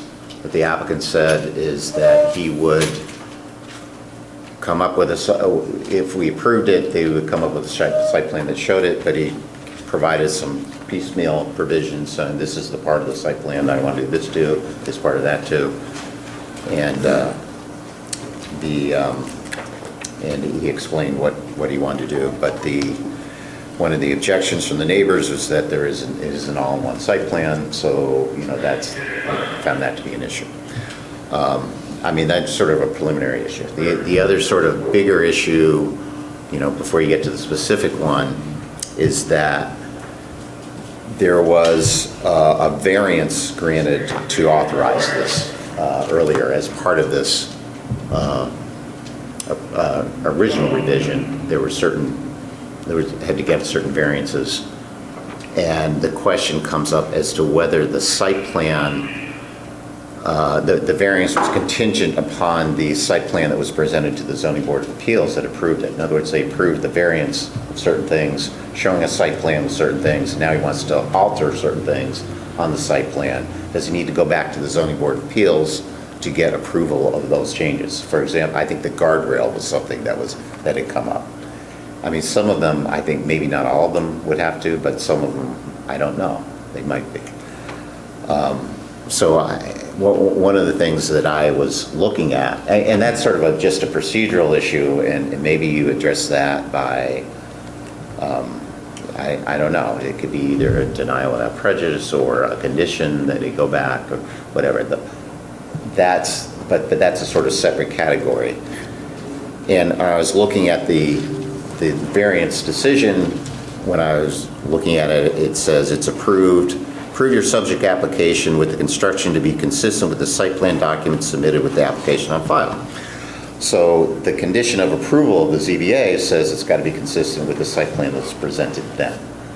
That's a concern, that do we have authority, because that's a condition of the ZBA approval, to change something from that, in which case they may have to go back. You heard earlier tonight for the property across the street, they said, oh, we had to go back to the ZBA. And they did, and I don't know what specifically they had to do. They had to get a separate variance, the gables and whatever, but they did have to go back to the ZBA again because they made changes. So and it's hard to tell whether this was integral to the decision of the ZBA, the particular things he wants to change. I don't know. But he does say that this seems to say that that's what the approval was. In any event, so those are sort of two bigger issues, and then you have all the individual issues. So I don't know how you want to proceed. Harry, do you have any suggestions? Well, in the absence of any better ideas, maybe just going through, and hopefully everyone has the staff memo, or at least several of you have the staff memo with you, and we can just run through the conditions one by one and look at the changes that Mr. Custer is proposing and see what you think about them. Okay. In the context of everything you said. So, I mean, I don't know if you want to start off by dealing with the question of the site plan requirement, which basically requires you as part of the approval to waive it with respect to the submittal, and you could require any changes you do approve to be, incorporated into a revised site plan after the approval of whatever changes you choose to make. Right. So I don't know what you want to do. Yeah, I mean, my sense was that how broad a change are we talking about? I mean, if someone wants to come in and suggest, and we approve just minor changes, then I don't know if we need to have a whole. I understand what's going on. The applicant didn't want to spend the money, I guess, to get all the revised site plans for some minor stuff.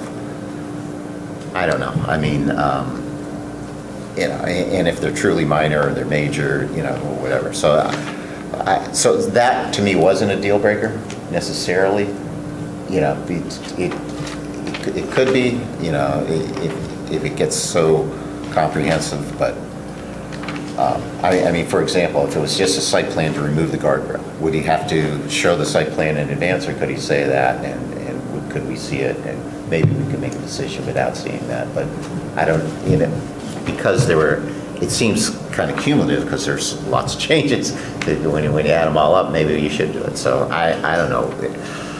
But I don't mind also going through and doing it the way Harry said and seeing what we think. Well, I mean, we could possibly suggest an as-built after the project was done so that everything conforms to what was discussed, or contingent, my only concern is, I don't want to vote on something that might no longer be conforming as far as a variance or with the ZBA, or is inconsistent with whatever the legal agreement is with the neighbor.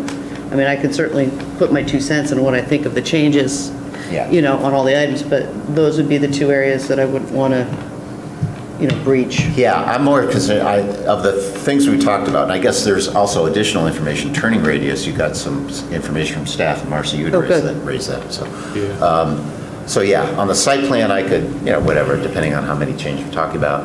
I am concerned about the ZBA thing, that if, it's given what I just read, that if we make changes to that, that to me may be, you gotta go back to the ZBA, and you should do that earlier. I mean, I think, In which case, they would have to prepare a site plan for that, I would imagine, and... Yeah, unless they get the ZBA to just go with the old site plan and say, I'll take this one off, doing what he's doing with this commission. But, I have one other concern, which is that there was a lot of public input and discussion, and the decision as a result of all of that back a year and a half ago, at least. Maybe it's getting closer to 2. And I, as staff, when I prepared comments, certainly did not, and I think I mentioned this before during the public hearing, go back and listen to the entire discussion in terms of the recordings of the meetings and bring all of that back. And with almost 2 years having passed, my memory is certainly not sufficient to recall all the things that were the factors that resulted in the conditions that the commission adopted then. So to go back and consider changing them, I suggest, and you can do what you want, but I suggest that if there's an item you want to consider changing, possibly, if we're not all clear, or if I feel like I think there's more information that was present in the discussion that I don't recall, or that it's not clear to everyone here, then maybe I go back and, focus on a couple of those issues, revisit the recordings of the meetings, which are all entered in the record of this application, and bring that back to you so that you're at least as fully informed as you were then. If you want to change your mind, that's certainly a prerogative, but... So you're saying that we defer deliberations till you do that? No, I'm suggesting maybe go through the items, see if there are, however many there are that you might want to consider changing, and then if there's questions about what was on the table then, in terms of information and knowledge, that possibly give me a chance to go back and do research so that we're all back where we were then on any particular issue you want to revisit. Okay, no, that's fair. So do you want to just go through these now? Because we've, let's just Sure, go through them. yeah, and that would give me an idea of what you want to consider changing. Sure. So I have your October 1. Yeah, so I'll go through. The first change suggested is to condition 2, and that would change the wording prior to the 2 words with this issuance of a zoning permit. As I mentioned during the public hearing, the commission, and it's a terminology, quasi-legal thing, you're not issuing a zoning permit per se, you're issuing a modification to this special exception. The zoning enforcement officer is going to issue a zoning permit once conditions are addressed. And what that change would, I think the applicant's intending to not have all of the subconditions of number 2 be something that needs to be addressed prior to his getting a building permit for the barn, basically. Oh, that he'd be allowed to build the barn before he addresses the site concerns. Right. And my recollection, again, this is another, we're going back to sort of a collective understanding of what was going on, that it was generally understood, I believe, that those things would be done, in that the site plan that was in part of the application for the variances showed a number of changes to address several concerns that were present about the property, the dumpster, and a variety of other things, the guardrail versus the rocks. There were things that, when the commission was consulted during the variance application about what was going on the site, made several suggestions to the ZBA, as was noted, I think, by you, Chuck, and those were incorporated somehow, whatever value they were given, but I think there were conditions, sounds like, on the variance. So, lost my train of thought for a second. One of the condition 2A would require all those improvements on the site plan that was on the version of the site plan revised to 5/118 to be addressed before he gets a zoning permit. I think part of his statements was that there's certain improvements that make no sense to do because he wants to build the barn. Yeah. So to me, I would almost divide the lot in half and Yep. excuse the areas around the barn. But, you know, the question of, I know there was a cease and desist, I don't know how It's people a- feel about requiring that to be rectified before he's allowed to build a barn. And, you know, that's kind of a leverage thing, unfortunately. Yeah, I think there was, I think there was a general understanding that that would be the case. Now, you go back to, so I'll grab a mic. This is the plan through December 19, which shows the barn, the boat storage area, and so forth. To me, all that can wait, because those Right, all that weren't can in the... wait. So this other plan really shows the improvements required. Don't seem to include much around the barn. So the question is, there was a cease and desist on the dumpster? Was that, am I remembering that correctly? Dumpster's over here. But he was being asked to do the dumpster, The landscaping. delineate the parking, and the Right. buffer for the neighbor, and Right, in the guardrail. the guardrail, which he wants to remove. Yeah, so it's basically already divided kind of where all of those changes and improvements are not near the barn.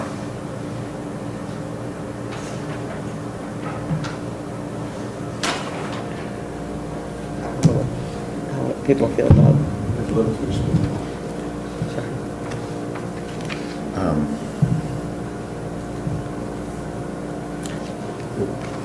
I don't know. Well, was there any, Is there anything in the legal agreement that required that he do those things before he'd be allowed to do I that? don't think the agreement,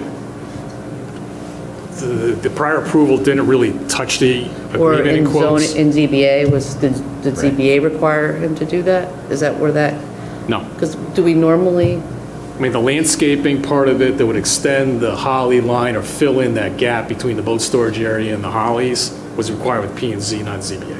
what other provisions, I mean, do you need a CO or something? I mean, it's not being occupied. What leverage do you have to make sure that the whole work gets done? That's your bond? I think that's. You would hold the bond for the Well, value there of is the work no, to once do you that. grant the, there's no occupancy of the barn, so there's, Right. I mean, there is a CO for the structure, I think, so that. Is there a bond on the project, like we have driveway aprons and all that, or no? There's no bond requirement. Okay, because there's no CO. Yeah. So I think, well, that was one rationale, was the hook, if you will, was the issuance of the building permit and the zoning authorization for that issuance, which is the way the existing language sets it up.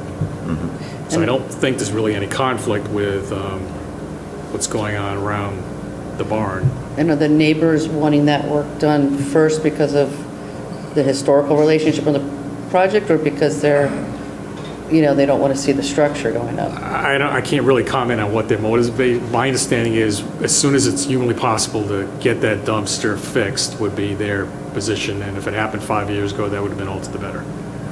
So, I mean, I think that's one of the major issues, has been one of the major issues. It's frankly a town issue because it's partly in the town right away, and the truck backs over the corner to get to it. Does it impact the sight line where it is now? I imagine it does. It does impact the sight line, which is 25 feet back, and even the proposal that was sketched out would position it in a place where it's within the sight triangle. So I think, I understand what he's trying to do with angling it. I actually like that better. I'm just No, I'm fine with concerned the about angle. this. Yeah, I think it's going to be pulled further back into the parking lot to stay To be out out of the 25 sight line. feet. Yeah, yeah. If you want to change that, which makes sense to me. but- Yeah, I have no issue with his proposal for the dumpster, other than it be out of the sightline. You know, I don't have any issue with the guardrail or the plantings either. I guess my only concern is the timing and, you know, the neighborhood's desire to have that done first versus what's, you know, economic. These things should be done after the barn's built. Well, a lot of things you're saying, right? Well, typically. Is that the issue here, trying to figure out what? Well, he would like to do them after the barn's built. I think that what I understand.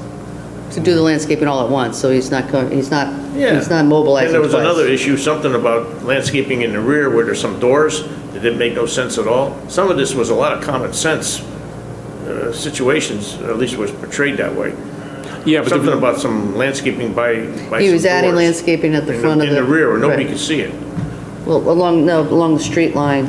Yeah. And the pavement area. And there were some issues with some storage of some boats. I mean. Well, I mean, this plan shows. I should probably bring it over, but it won't be on the camera, but it shows relocating the dumpster, shows some plantings out that corner, far away from the barn. It shows this line of plantings over here by the neighbor, far away from the barn. It shows the guardrail, placing the rocks, nowhere near the barn. And those are the general changes to the site, as well as delineating sort of the parking area a little more specifically. Well, I think he moved the screening closer to the property line to give him more room to the parking lot.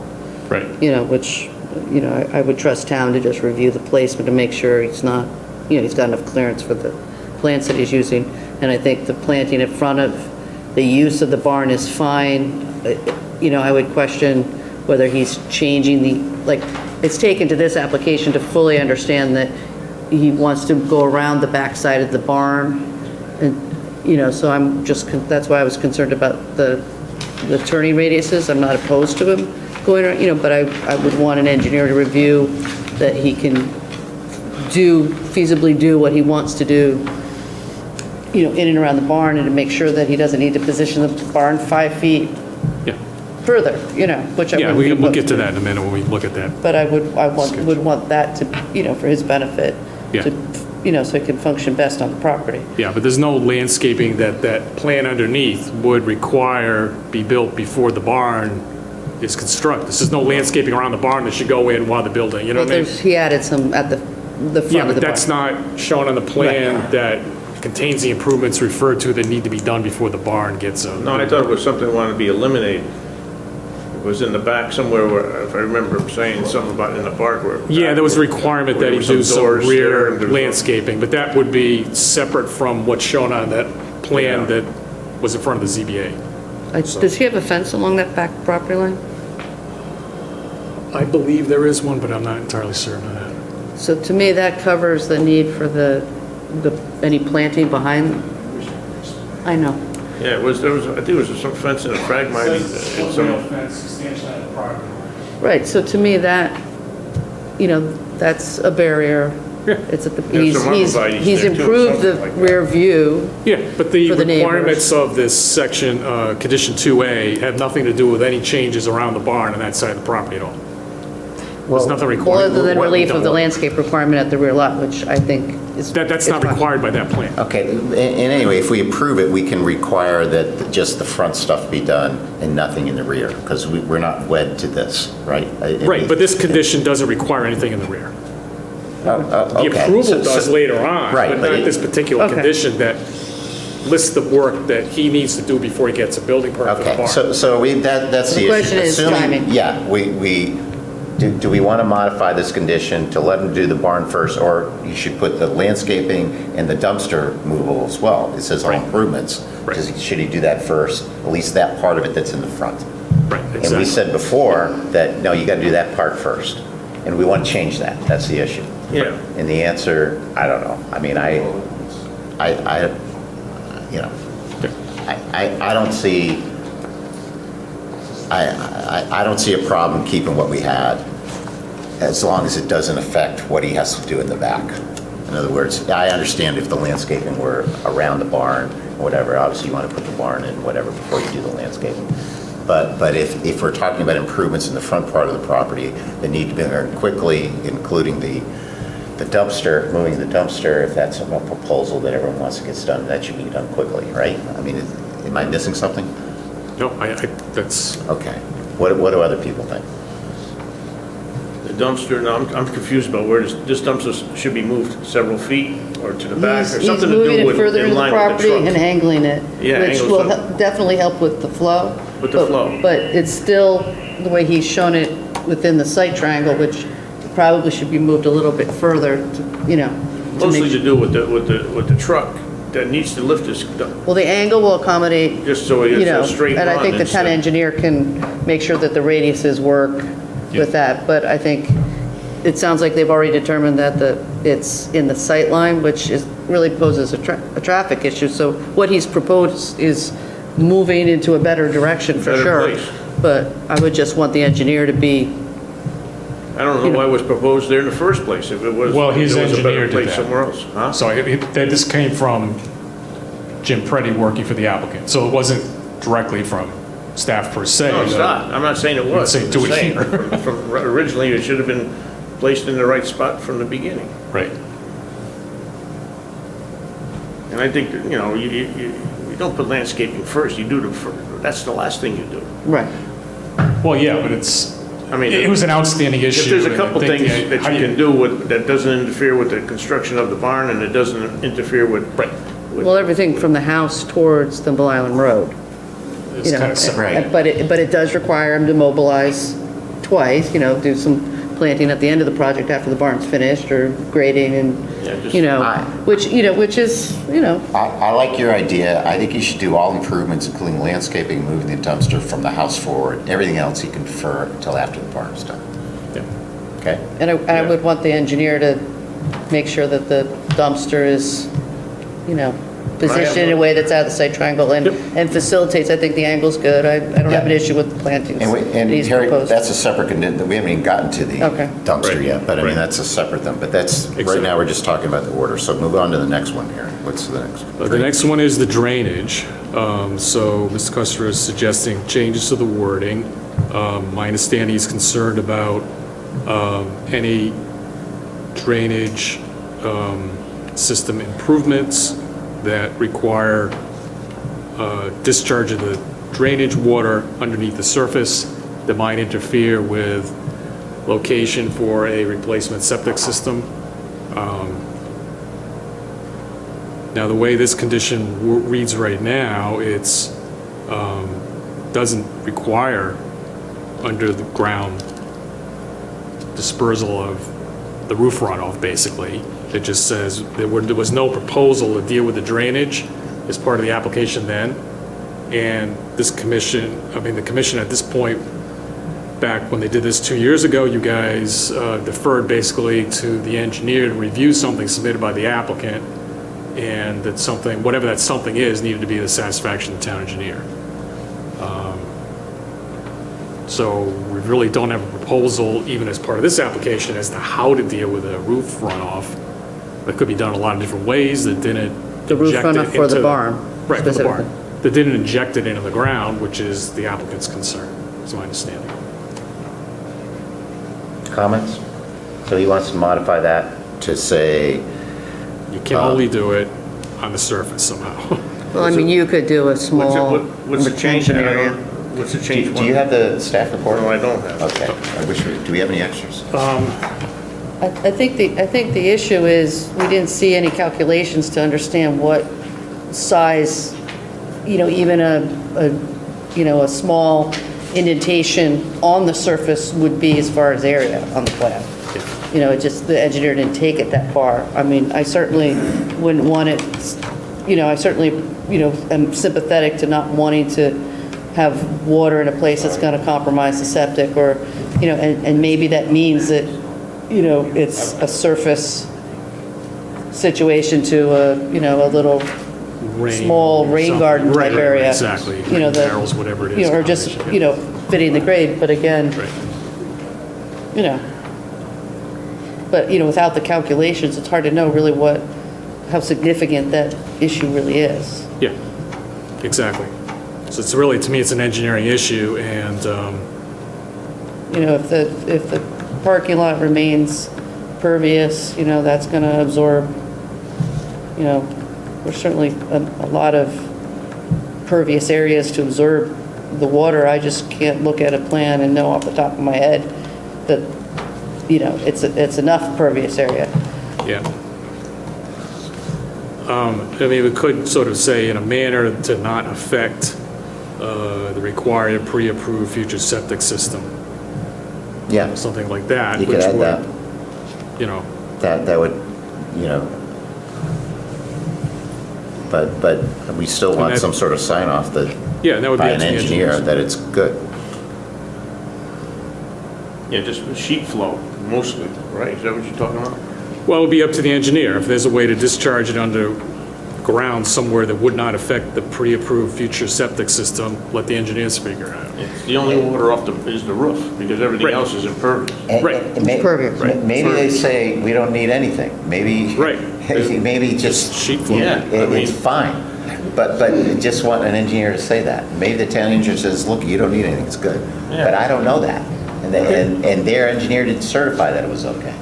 So that's all we're saying. The big thing is should have hired Chris Cola to make the calculation and to tell you if we needed it. If he had said, no, you don't need anything, good. But if you or I or he or anyone else just says, I don't think it's, whatever, we can't do it. We want a professional to say it's okay. That's all this says, as I read it. But I agree, you don't want to require something that's going to mess with your septic system. Or the secondary system. Reserve septic system. If you put tanks there, then that's the end of it. Yeah, but no one said they had to put tanks there. No, we just want someone to say, this is an issue. There was never an issue, tanks. Yeah. I don't think it's that much water to begin with, It's that not would that even much. require much of a valley of not retention. require anything. That's why they say, this is, what are you talking, I don't know. Or maybe, I don't know, a drain, something simple. It's not that big of a barn, and it's only roof water. Right. That's Well, it. but, an engineer could review the grading to make sure that the surface grade is moving the water in a way that's not percolating in the septic area, But this was a reserve. Or the reserve, You're going to ruin the reserve, you're going to take away the reserve area. Well, you don't want to affect this reserve area, but an engineer course can decide whether it's Sign going to off affect on it it, or and not. that's it. Yeah. I mean, that's all I think this says. I don't think it's required underground stuff, so. No, no absolutely not. galleys Okay. recommended. Okay, what's next? Next is changes to 2C, which would delete the word provide and substitute the words you already provided. A detailed landscaping plan, and I'll read the rest of it. A detailed landscaping plan showing proposed landscaping existing plantings to remain, including location, size, species, and amount of plantings for the site. In addition to plantings shown on the proposed site plan, the landscaping plan shall consist of the following. And the applicant is proposing adding the words allowances and changes. And then there are sub-conditions, Roman numerals 1, 2, and 3. One currently reads a 10-foot planting strip extending along the rear property line to the east of the proposed compact Japanese holly plantings. Side and rear landscape requirements, exception of the proposed area for private boat storage, with proposed size, species, number of plantings noted. The applicant would get rid of all that language and substitute, slightly modify the angle of the proposed dumpster landscape complying with a slight modification, a dumpster relocation proposed. If I got the words right. Roman numeral 2. Well, let's start with 1. All right, so So right now, what I understand this does is there was discussion at the last go-around a year and a half ago. There's the line of compact holly. There is this gap. There is the boat storage area. There is a zoning regulation requirement that there be side yard landscaping all the way along. The commission did not think there was enough room for anything that would make sense in the boat storage area, but after considering testimony from the applicant, wanted to provide some additional information, landscaping in this area here, between what's proposed here, this compact Japanese holly, and the boat storage area. So it would be, I've already got a proposal from the applicant to do basically a line of arborvitae here. I don't know if it's a plant, but Was he pulling the other evergreens in a line as well? Wasn't that part of that? these two? No, to the left of the holly. Wasn't he proposing to move that towards the fence, or are we just talking about the middle area? No, just where the boat storage is. Right Oh, here. Okay. I mean, what the commission decided before was to not require anything in the boat storage I see area, that. Right. but to require something here. And that something was going to be proposed by the applicant, and I think you left me to work it out with the applicant and some input from the neighbor. I did have a meeting with the neighbor, I got a proposal from Oh. Mr. Custer. 1, 2, 3, 4, 5 plants, 10 feet on center, Right, closer to the property. right, which is essentially what I was shown. That's the arborvitae they want? Yeah, That's the that's the arborvitae. arborvitae. I think the only issue is, I think, my understanding is it want to propose them pretty close to the property line, and my only concern was to leave enough room so they can spread out. Right. Well, there's different varieties that Yeah. grow small, but Yeah, what's the width of that bed? About 10 feet or less, give or take? Well, it's a 10 scale, so it looks like it's showing about a 4-foot diameter, 5-foot diameter plant, Well, that, you know, with the That's 10 edge feet, on the right? property. So you're not, so it'll fit. I mean, even the, Yeah, well- right, even the green giants aren't, yeah, but I It'll got be some more than arborvitae that. that grow, the maximum 7 feet high, 2, 3 feet, 3 feet diameter. but if you think of even the green giants that have the broader base, Yeah. that's not 5-foot diameter, so I don't see a conflict with that. Seems like quite a bit. okay. Yeah. Could be a little less there. Yeah. Okay, so we're fine with the arborvitae. I don't, regulations allow it, so I don't care. Yeah, it's just, I think it's just having a list of what it is and where, Yeah. you know, okay. which goes back to And the, just an arborvitae with enough space so that, Yeah. You get I don't know a how many feet dwarf that type doesn't of- encroach across the property. right. Dwarf type. The other part of it was the applicant wanted flexibility to move the landscaping around this area to reflect where that relocated dumpster would be. Right now, it's shown right in the parking space, so if that's angled. Right. But I think once you get in this area, we got a 25-foot site triangle that we'd want to But keep, like he you were can talking do about. the low junipers, and that wouldn't affect the site triangle. Right, but I don't think, you know, you really won't get much into that area and be still outside of the site triangle.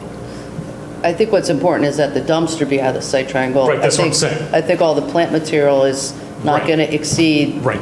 you know, the 3 or 4 feet necessarily. It Right. just will create a nice visual edge Yeah, to the plant.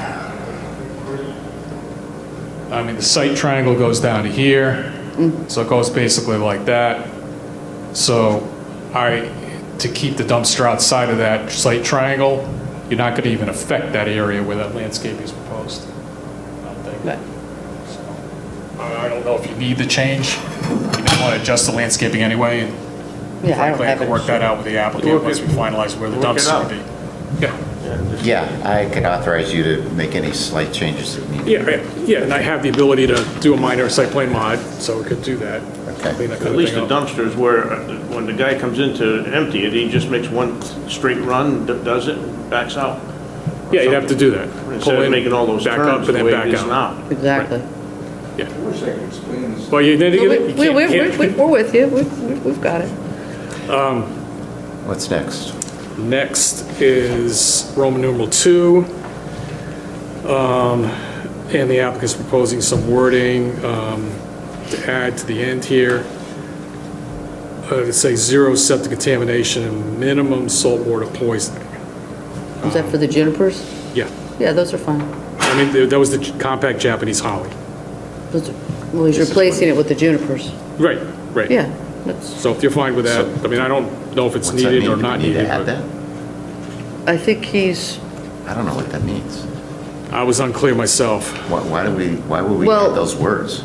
he's describing the type of plant without formally specifying the type of plant, because he doesn't have the plant specified, which, you know, so he's actually limiting what he can do, because he's putting very, you know, So he wants to be more restrictive than we are? well, he's being more restrictive in his language to avoid having to do a site plan with, you know, I'm gonna put this variety of juniper. But he didn't delete this language, he just added language that seems to be making it more restrictive. That's, I don't, Right. right? I don't have the expertise to evaluate this, so I would have to rely think on somebody who... I think the intent Those of are the his words we need. language is honorable. Okay. I think for me, it goes back to, you know, what plants are you actually ending up putting there and where, and at some point, What getting effect it on they a have. plan. Yeah. You know, I mean, if he's showing 10 plants and he's proposing 10 plants, but he's changing the variety that he feels is going to be more, you know, conducive Okay. to that language. I Understand, mean, so the bottom line is we're okay with it. He wants Yeah, I to mean- add that as a condition, we don't have a problem with It's up for you guys. it. Okay, next.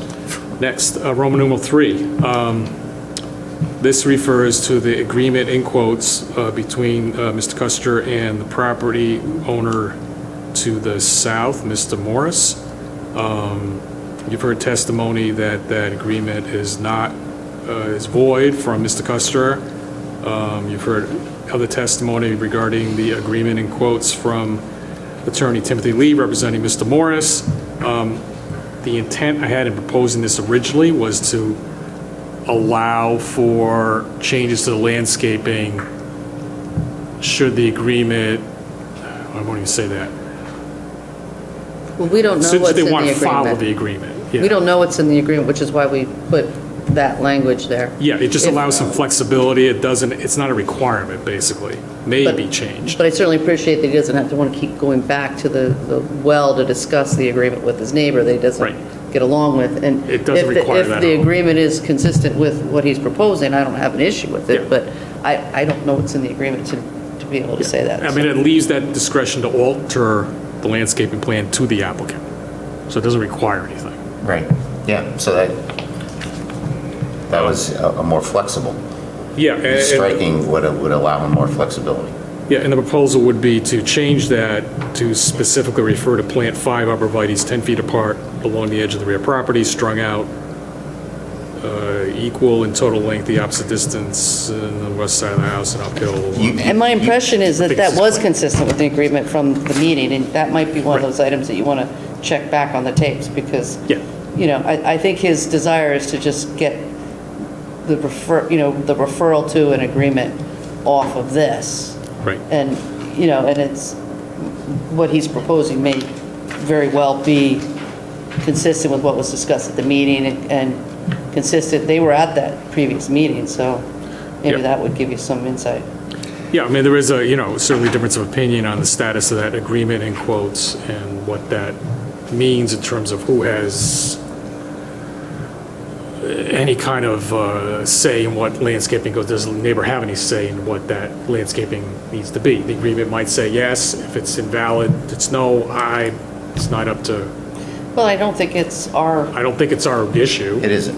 Is it our issue to acknowledge an agreement, whether it's valid or invalid in something like this, and to just look at the situation, which is the neighbor wanted a screening and he's providing a screening, and do we feel that that screening is suitable as he's proposed, which You could just leave it alone. is consistent with everything we heard. Yeah, you could take it out, and if for some reason, some court or whatever says the agreement's valid, you got to do whatever, then he could come in and say, I got to modify the plan because the agreement's found whatever. We do it that way as well and just take all the wording out. I mean, I would, I'm a little uncomfortable with the, I mean, usually it's a legal question, so, I mean, to report, you know, we're tacitly acknowledging that there is a formal agreement, and I'm not so sure I whether don't there see it is that way, or but isn't that's, one. I was not intending it that, I was just intending to provide for the option that the applicant might want to change the landscaping plan to address the agreement. But I think And not what have he's- to come back here. And not have to come back and deal with staff or a commission in But I terms think of what that he's change. proposing with these 10 arborvitaes does comply with whatever they had discussed, and if I'm remembering correctly, is consistent with what the attorney was saying, and then it was only at this public hearing that he was like, oh, we want that language still in there. So, I don't know, I'm not ready to say that, I haven't read the agreement, I don't know the agreement really, Right, so. and we're not in the job of enforcing private agreements. We enforce our regulations. which is why we want to take that out. Yeah, so You tell me what you want to. I have no problem taking it out. The guy wants it out, it gave more flexibility, but he says he wants it out. Apparently he doesn't want any reference to a private agreement, even though it gave more flexibility, so I'm fine taking it out. And he is proposing Yeah. he is proposing a buffer, which He's is what the issue was. Proposing a buffer, and we're fine with that. And if a court rules that the contract is valid and he has to put something different, then he's going to have to come back before us and modify it again. But And I don't think we would have an issue with it either. Probably not, but whatever. Can't say anything. But we okay, so where are we? What's We next? are at 2D at the bottom of page 3 of 6 of the staff memo. Yeah.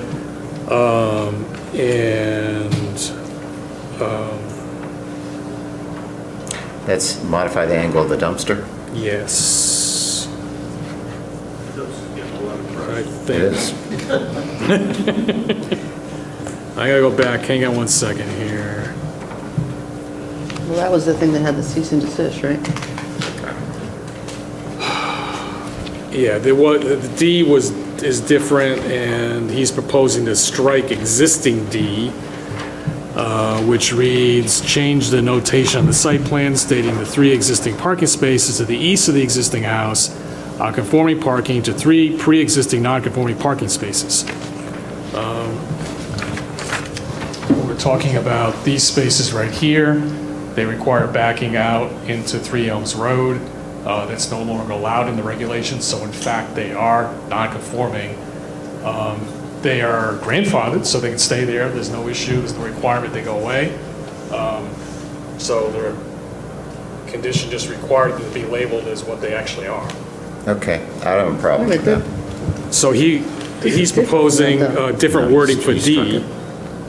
So the wording he's proposing, you could put somewhere else, or you could leave it to me to allow modification of the dumpster angle in a way that doesn't affect, so the dumpster's not placed within the site triangle. He said strike this up. Which would be a little different than the sketch that he submitted with his application, which showed the dumpster being located in the site triangle. So I'd work that out, as Marcy suggested, with the town engineer, give you the flexibility to move it. Right. The angle, fine, the plantings are fine.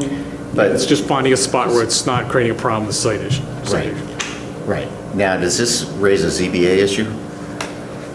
I don't think it does. Okay. But I'll take a look at it. The applicant proposed it here. There was a reference to it, as long as you're moving it, which was the issue, out of its current location, getting rid of the concrete pad, which the applicant would like to keep because he'd like to have a walkway and a way to get into the dumpster enclosure through basically an entrance facing the corner as opposed to the parking lot. So you could walk from across the street, walk through the existing concrete pad, walk into the dumpster enclosure and drop stuff into the dumpster without going around the corner into the parking lot and coming in to the dumpster enclosure that way. Why is leaving the concrete a ZBA issue? Leaving the concrete or taking it away? Or either, why is that? Well, how I is that a think they ZBA got issue? What's special, there was I believe, an enforcement order about the dumpster because essentially it was put there, my understanding, to replace or augment trash receptacles that were for the commercial building across the street. Right. That were lost through changes in the street right-of-way and the street pavement. The ZBA said, okay, you can have the dumpster, but you can't have it where it is. You can't have it on the concrete pad. Yeah, what's you the gotta basis move for it. that? I'm sorry? Why would the ZBA be able to say that it can or cannot be on a concrete pad? That was their condition of allowing the dumpster to be there, which is a violation because it's serving another use. off-site. Okay, well, right. That's how they granted a variance to allow that. Right, it just seems picayune for the Well, I mean, you concrete. got the concrete pad that's partially in the town right away, and the garbage truck backs over the corner of the street to get at it right now, and I think that was part of the issue, in addition to the neighbors finding it unsightly.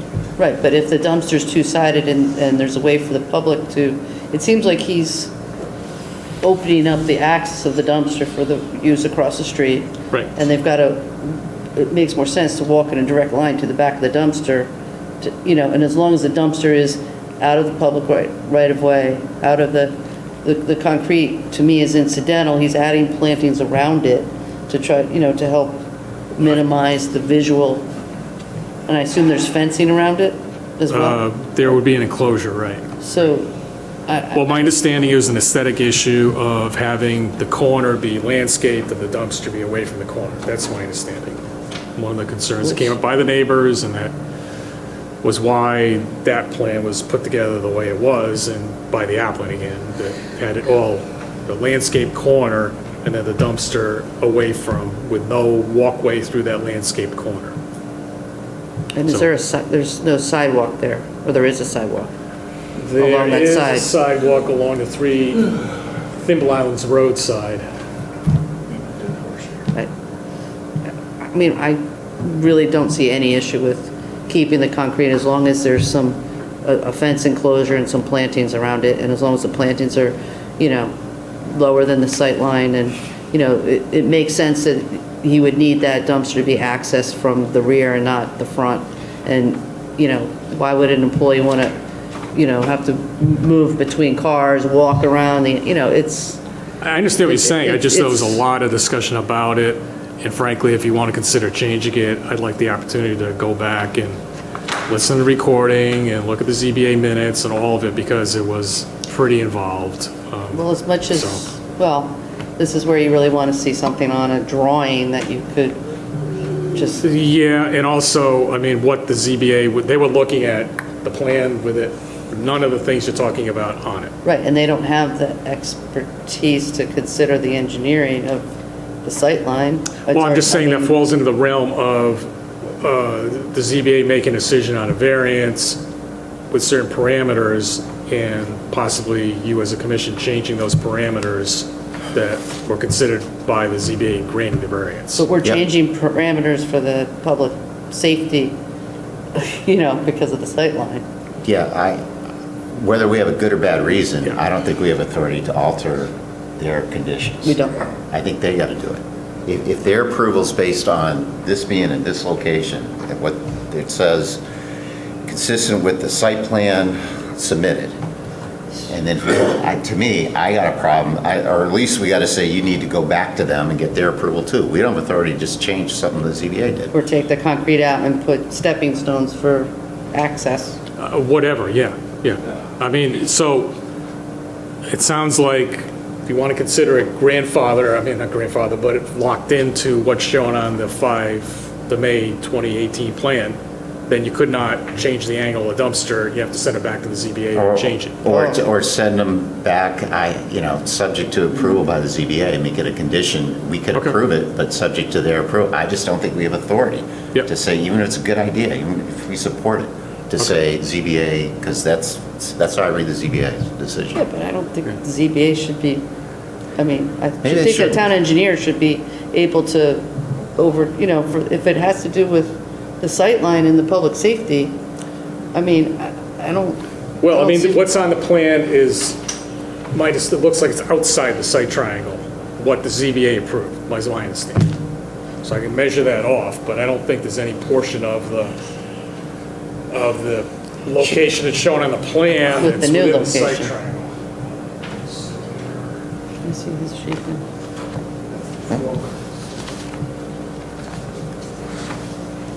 Well, so he's moving it back, if it was here.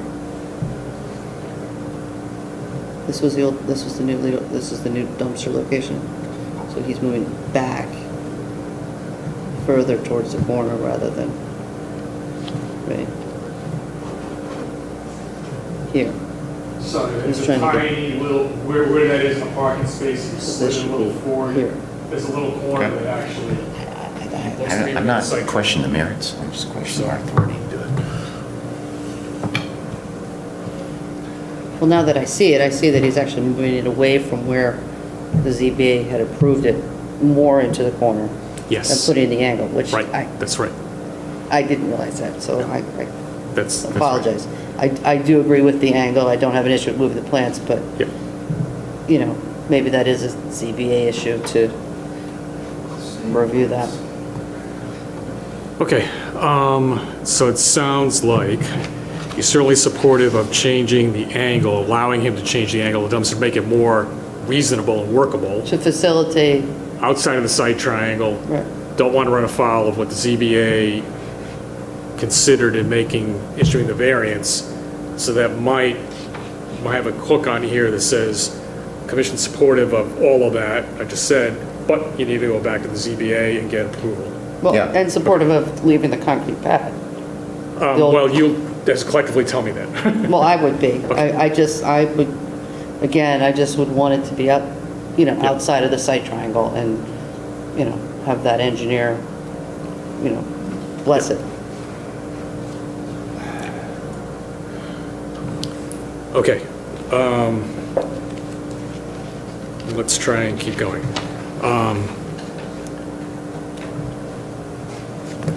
The next one, there's an E. Okay. This is a double-loaded thing. There's a existing 2E, which says remove the proposed driveway from 3 Elms Road to the barn door on the northern facade of the barn, since we represent a third driveway along 3 Elms Road frontage is not allowed per section 612C2 of the zoning regulations. The applicant, would replace that language with new language. It would say eliminate ZBA's proposal of the guardrail along the south end of the on-site parking lot. And there was additional wording that was just basically reasons to support that new language and eliminate the other language. So is that clear to everyone that we're talking about this area here, which kind of flares out the property line, which I think he would now like to be a larger area with no flare out. There is about a 10-foot at least distance between the property line and the low curb along 3 Elms Road there. So it's not a driveway per se. It doesn't propose constructing a driveway all the way out to the pavement on 3 Elms Road. It just shows, changes, improvements on the site in the property itself that could be connected to a driveway at some point.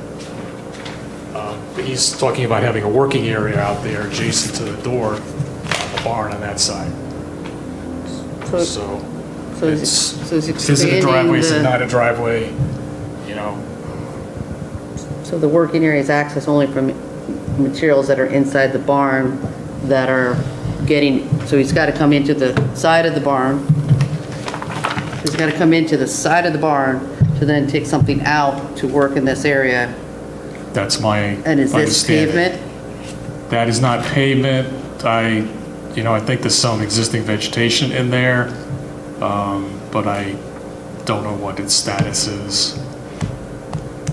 It's within the town right away, so. I mean, the plan doesn't per se propose a driveway, but it's a traversable surface by a motor vehicle that's within several feet of town road. Well, I mean, it would seem that he would want the option if he's to move around the building to come into it this way as well.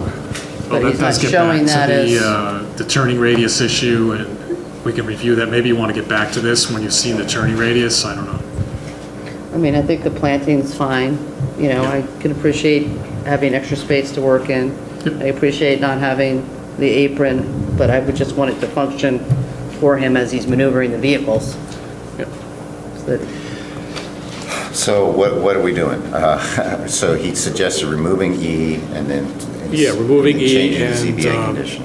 Yeah, well, I think the ZBA, removing the guardrails seems to be part of the ZBA. To me, he said strike the whole thing. Maybe he doesn't like the word driveway, that it's labeled a driveway. Yeah, he's not having an apron going. He had shown an apron onto the road from here. He's taking that away. But he's saying take out this whole condition. So do we leave it in, or maybe we change the word? One thing you could do is maybe change the wording to say, that area shall not be extended into 3 Elms Road to constitute a driveway. Okay. So that you allow it to be exactly what he's asking for. Okay. And prohibit a driveway being created out of it. Unless you get that works. And then I don't think we can eliminate the guardrail, which is what he asked. I'm not even sure where it is, but if it's ZBA approval. Guardrail would replace a line of rocks. Oh, that's a different item. Right here. I thought it was relative to this item. Well, the wording currently deals with the driveway. He got rid of that wording and said, I'm just going to use that section 2E as a placeholder. I put my new wording in there about getting rid of the guardrail. And the old wording was... Oh, well, okay. Okay. That makes sense. Okay. So I could if that's the consensus, propose some wording to allow the working space on that side of the barn and state that that will not be allowed to be a driveway without further approval. Yeah, to have access. Okay. And I would include that. Forget about the proposed guardrail wording. Landscaping. Okay. Which I think is a nice suggestion. Okay. So now we're down to 2F.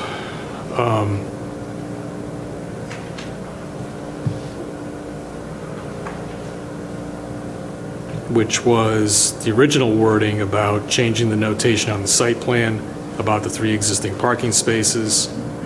And his suggested working is do not change that notation because he believes they're legal. So I think I just covered that. So the site plan says 3 existing parking spaces, and we asked him to change it to 3 pre-existing non-conforming? Yeah, I just spaces? wanted to be clear that you're not. Okay. It doesn't change. They are what they are. 3 spaces. You still allowed the 3 spaces, so what? They're grandfathered, they're allowed, but they're not legal. Yeah, So they- okay. yeah. Next. 2E.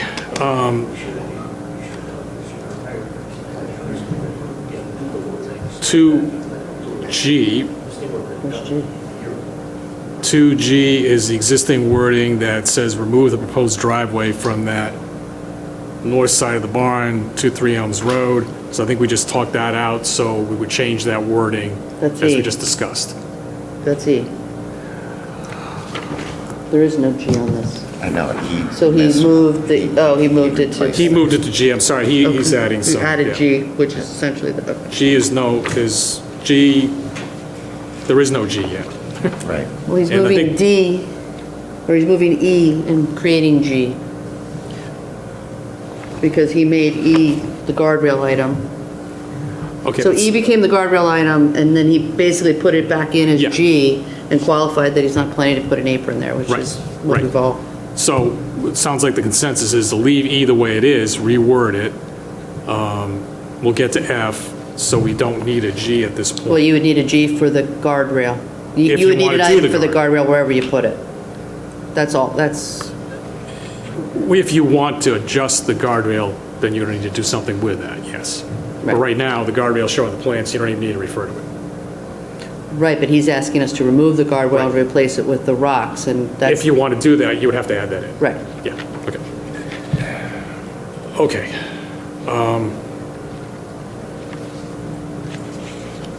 So that takes us down Was the guardrail suggested because it was a ZBA item? Yes. It was on the plan. So the application came with swapping out the rocks for the guardrail in the plan submitted by the applicant, which is Mr. Custer. Because it was on the plan that went to the final ZBA. plan that was before the ZBA had the rock swapped to the guardrail. So he's really trying to find a way to not have to go back to ZBA with these, because I don't think it's a ZBA issue, it's just that he showed it, now he's changed his mind. Then you should go back to ZBA. That's up to the ZBA. You know what? All right, so right now you've got a 2F. So I don't even see 2F here. I see that now being changed to an H. And some changes proposed to that.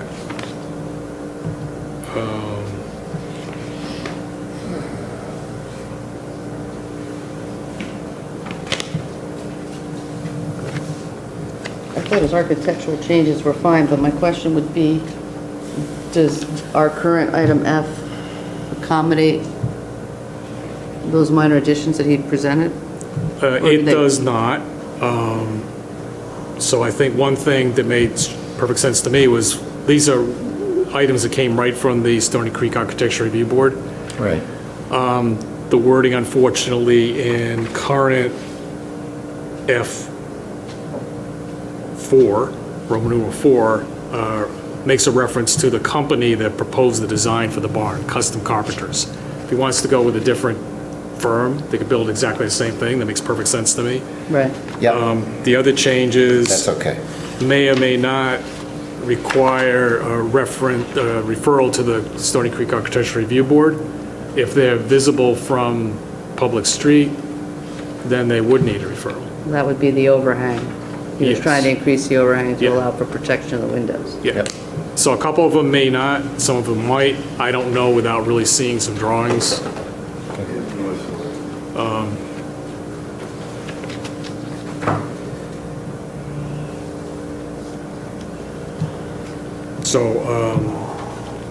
Again, that's something could be proposed in a minor site plan amendment, I think, that if I was to handle as staff, if that was okay to the commission, I would refer it to the Stony Creek Architecture Review Board if necessary. Yep. But I think I want to see it on elevations. Right. Well, he showed the elevations to us and presented it, and I didn't feel like he was substantially changing I don't the remember intent seeing or character of the elevations building. submitted He with did, this. Did because he he? explained that he had added the windows on the backside of the barn and that he had, was extending the eave a little bit to accommodate, rain or something on the windows. But it may not have been presented, but it was. Described. It was Yeah, he had- described, but I don't think there was a proposed elevation change. Well, he had the elevation board up and he showed it. I remember it specifically. Yeah, but we don't have a revised elevation showing it. Right, but. Right, okay. But. He referred to the old elevation. But the way he described it, the changes were, in my estimation, maybe that's not my purview to say, but were minimal and consistent with the intent of the building. I know there was a comment from the neighbor about windows, I think. Well, he added windows on the back. Right, and there was a comment from the neighbor, I believe, to the east, questioning the windows and. I thought she was questioning the Looking out. overhang and whether, I don't know if it was. That's my review or- recollection, I don't. So, I mean, we could talk about how to handle that. As staff, I mean, that could be a staff thing with a referral to Stony Creek Architecture Review Board. Yep. If you want. I don't see any issue with it really, per se, but. Okay, back to.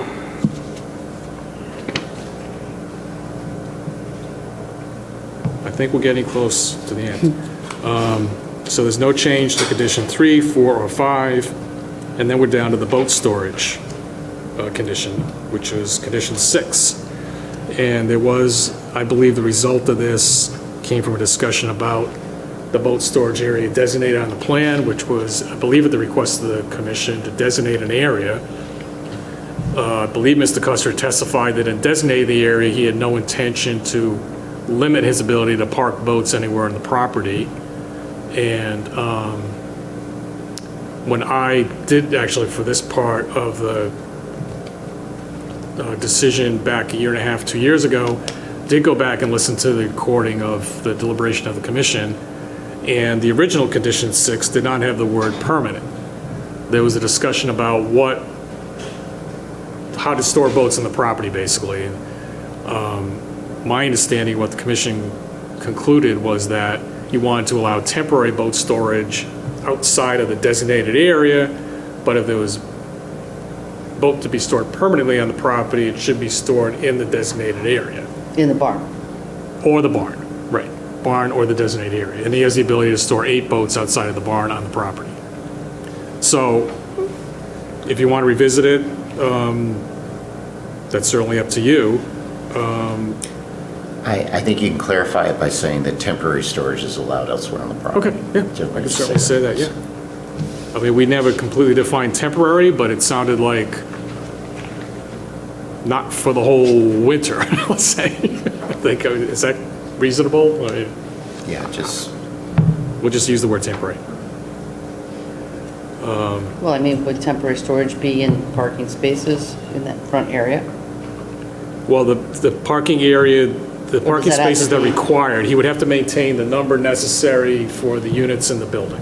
So he would potentially be temporary storing somewhere between the house and the barn if it were outside the barn.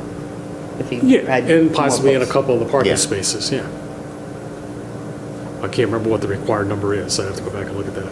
But I think he's got more than the required number, the property. So I think we're at the end of this, and given what my, maybe not Did it help? completely firm understanding is of where the commission is, I think I'd like to take what the discussion was, some of it requires a little bit of wordsmithing, and try to come up with where I think the commission ended up here, and propose something for you a little more formally in writing for the next meeting that you could consider voting on. Does that make sense? Okay, what do you guys, do you have any comment? Because I've been doing all the talking. I mean, is that, At this point, I feel like we're flying on just an extraordinary, sorry, I feel like we're flying on an extraordinary amount of assumptions, and we're trying to build this method of going forward around an armature of basically air. And we think and we imagine some, yeah, if you could reduce this into writing, that would be hugely helpful. I mean, this is, I hope the applicant appreciates the extent to which you guys have been performing design services to move the application forward. yeah. Anything else, John or Joe? Well, I'm recused on it, but I... Oh, yeah, John, you're recused, I'm sorry. You know, Yeah, put it in writing what you heard. right, yeah. Fred, I guess you're I would say, listening to this at every meeting, it sounds like we have the tail wagging the dog here. That we should have said what we wanted from the beginning. We had the plans. We got documents here that have been colored yellow, blue, green. I don't know how we can make any heads or tails of that. I think we spent an awful lot of time on something that almost goes beyond what we're expected to do here. And I think there was an easier way to have accomplished this. It's still not going to be done by tonight. Robin will be very upset about it, I'm sure. But that's what I see. I think that we as a board accepted a responsibility that was not a responsibility here. And now we're in the middle of it. We're talking about what the ZBA did, and the neighbor in the back has got a lawsuit. I don't know what this application is really quite about. It seemed pretty simple at the beginning. And we've spent probably a half hour talking about where dumpsters got to go. And we can't scrutinize every single thing that are minor, that our planner can look at that and say, makes sense, I'll take care of it. I just think we're spending an exorbitant amount of time and getting nowhere with this. That's my opinion. The problem is the changes weren't done on the site plan. Right. The problem is that the changes in the proposal, the Okay, modified so proposal is not on If the that's the site case, plan. then let's have a new site plan, that's what we want, it's all on there. We're going by the old site plan, a half new site plan, no center, Sketches, yeah, additions no. to site plan. You're just making the job, not you personally, but you're making the job more difficult for this commission to decide on what it is. If that site plan was not correct from the beginning, then we should have said as a commission, you gotta go back and spend some money on a new site plan. But we're wasting his time, we're wasting our time, and nothing seems to, it's just almost counterproductive. We're having, all this is happening, is there's conversations about what we think it should be, and we really don't know. And I don't think that's right. I don't think it's right for anybody. I mean, it's not right for any commissioner on this commission have to listen to this. I don't think it's fair to the applicants who got to listen to this. I'm not fair that the public has got to listen to this. So I'm just telling you, I think somewhere at the beginning of this process, we missed the boat. And now what we have is, as I said, the tail wagging the dog. There's really no reason for it. We've spent more time on this application than we've done on some big major ones, and debating points that are almost silly at times. And I'm not saying any one person is doing the right or wrong. I'm just saying that the process that we're involved in right now is not good. It just isn't. It's not a good precedent. That's it. No, well, I agree. we didn't have a choice up till tonight, because we had to have someone submits an application, we don't have a choice. We have to have a public hearing, we allow the public to speak, or whatever. So we really had no discretion. Tonight's our discretion. And so part of what we're doing is, one of the things we could do is deny it because they haven't complied with, they haven't given us a site plan. It's given us this. We could have done that right from the beginning. We could have done that, but part of, in order to frankly get to that point, we have to know how complicated it is. We do know, I think. And having gone through the process, and that, because frankly, if it was just one thing, If it was just moving the dumpster and nothing else, then I'd say, go ahead, do it. But now we're getting But Chuck, how did we get to the point where it's so complicated? How did we get to that point? That's the point I don't understand. If it was one thing, I understand that, and I'm into that. Well, yeah, all the language changes. Something like this, that is so convoluted at this point, just this, we're talking about turning angles, can he get his boat around? If he can't get his boat around, he's not gonna be able to get his boat around. That's his problem. Right. We can't solve every single problem. I don't know what Joe's saying. We're over here, we're sort of nitpicking things that he's gotta worry about, not us. Right. No, I mean, and we haven't even gotten to the boat angle. I mean, we're talking about we're talking about changes to the site plan. Yeah. And whether we need, so anyway. I think we're trying to be very accommodating to the point That's of- what we're trying to do. We're trying to be that, trying to help someone out. And you're right, we as Joe said, now we become designers and whatever. Being helped out.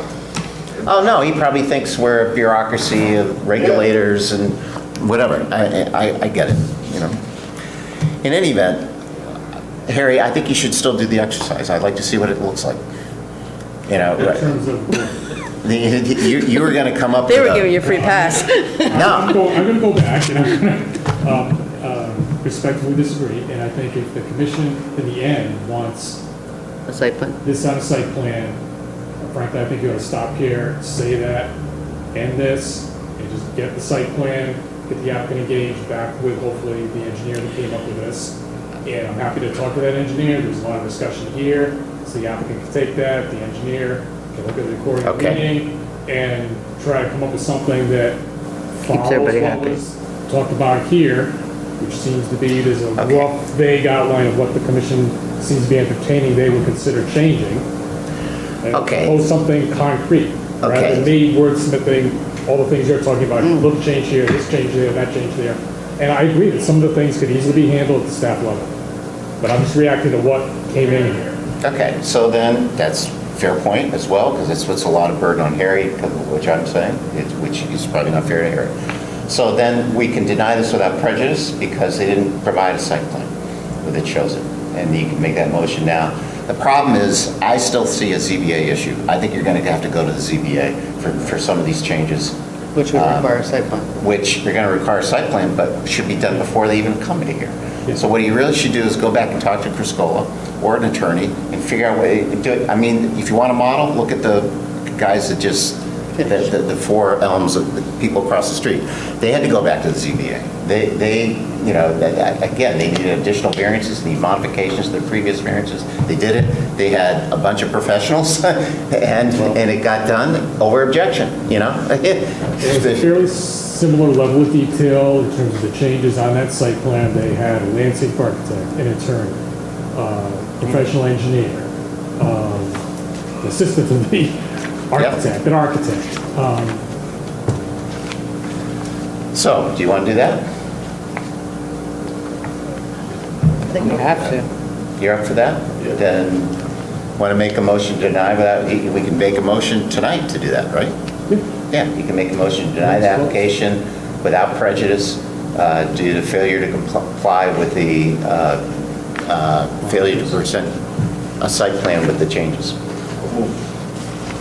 Okay, there's a motion made by Fred. Is there a second?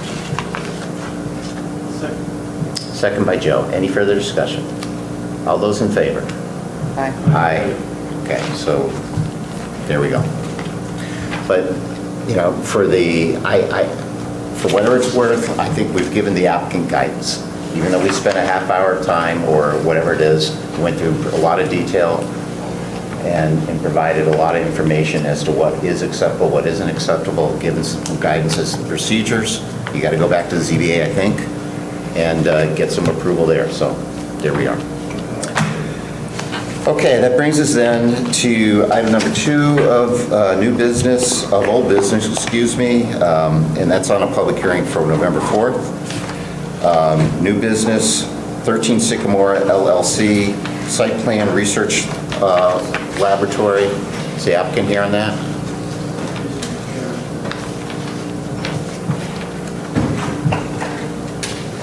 You can use that.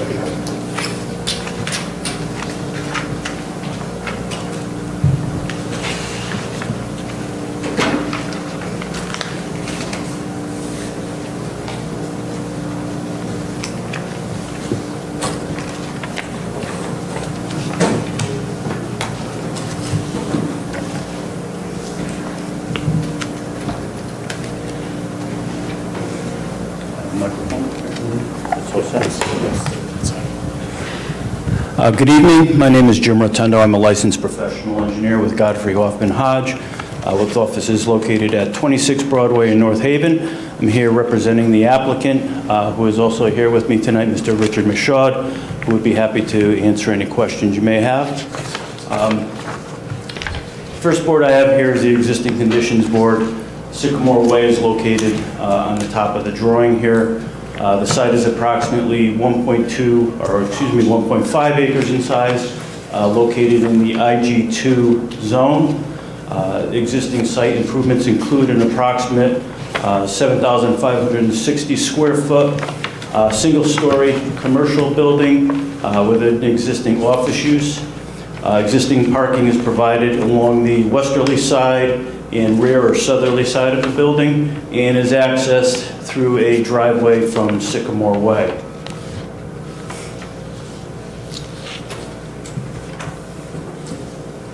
The applicant is proposing an 11,855 square foot addition to the existing building. This includes 2 infill areas with existing canopies at the rear of the existing building. The proposed use will be for research laboratories.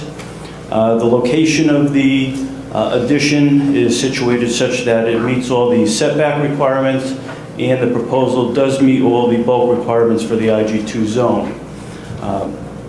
The existing parking area will be expanded to accommodate the new use in addition. The parking area to the west of the building will remain essentially the same. There will be some minor modifications and repaving to that parking area. The parking area to the south of the building or the rear will be reconfigured and expanded to the east. The proposed uses require 52 parking spaces. 52 are provided, including 3 ADA accessible spaces to the rear, with the accessible route into the back of the building here. Existing site lighting is proposed, or exists along the existing parking area. Those lights will remain, and there are no new lights proposed with this application. We are also proposing a river rock landscape strip along the building containing shrubs, along with trees located within the parking area landscaped islands. Existing trees along the westerly and southerly portions of the site will also be maintained. The existing building is currently served by water, gas, and sanitary sewer service. Those utilities will be modified slightly to accommodate the proposed addition. Also, in order to mitigate the increases in runoff with this proposal, we will implement several stormwater management measures. The first is a subsurface stormwater detention system located in the rear parking area that will collect surface runoff from the expansion of the parking area, as well as a portion of the roof drainage from the addition. In addition to infiltration into the soils with that system, the discharge from the chambers will go through an outlet control chamber, connect to the existing storm drainage system on the site, which ultimately conveys runoff into the existing stormwater system in Sycamore Way. The second measure we're proposing is an infiltration trench along a portion of the addition. This will be adjacent to the River Rock landscape strip that will collect runoff from the remaining portion of the roof. That will consist of a stone trench with an 18-inch pipe located in there for additional volume, which will infiltrate runoff into the soils. The implementation of this stormwater management system will mitigate any increase in the developed condition runoff. We've also prepared an erosion and sedimentation control plan in accordance with the town of Brantford requirements and the Connecticut guidelines for soil erosion and sediment control. We have reviewed the staff report. There are a couple conditions in there regarding landscaping within the rear yard, side, and front yard areas, which we haven't satisfied. We'd be willing to work with staff to revise our drawings to satisfy those conditions. And there's just one item that I'd like to point out, which I had just mentioned to Evan. On the first page in the district, IG2 district bulk requirements, the floor area, the proposed floor area, I believe there's a typo there. It says 33.5, it should actually be 0.29, and that is what is reflected on bulk requirements on the site plan. With that, I'd be happy to answer any questions. Thank you. Evan, you want to review the staff report for us? Yes, like Mr. Rotundo just stated, this application is for the expansion of the structure at 13 Sycamore Way. This new space is to be occupied as a research laboratory. This requires a site plan approval from the Planning and Zoning Commission. There was an error on the zoning table provided. I apologize for that. But they do meet all the bulk standards of the IG2 district. They have provided a landscaping plan, and like he said, he would be willing to introduce some front, side, and rear landscaping beds. I included a condition that would cover that. They satisfy the parking requirements.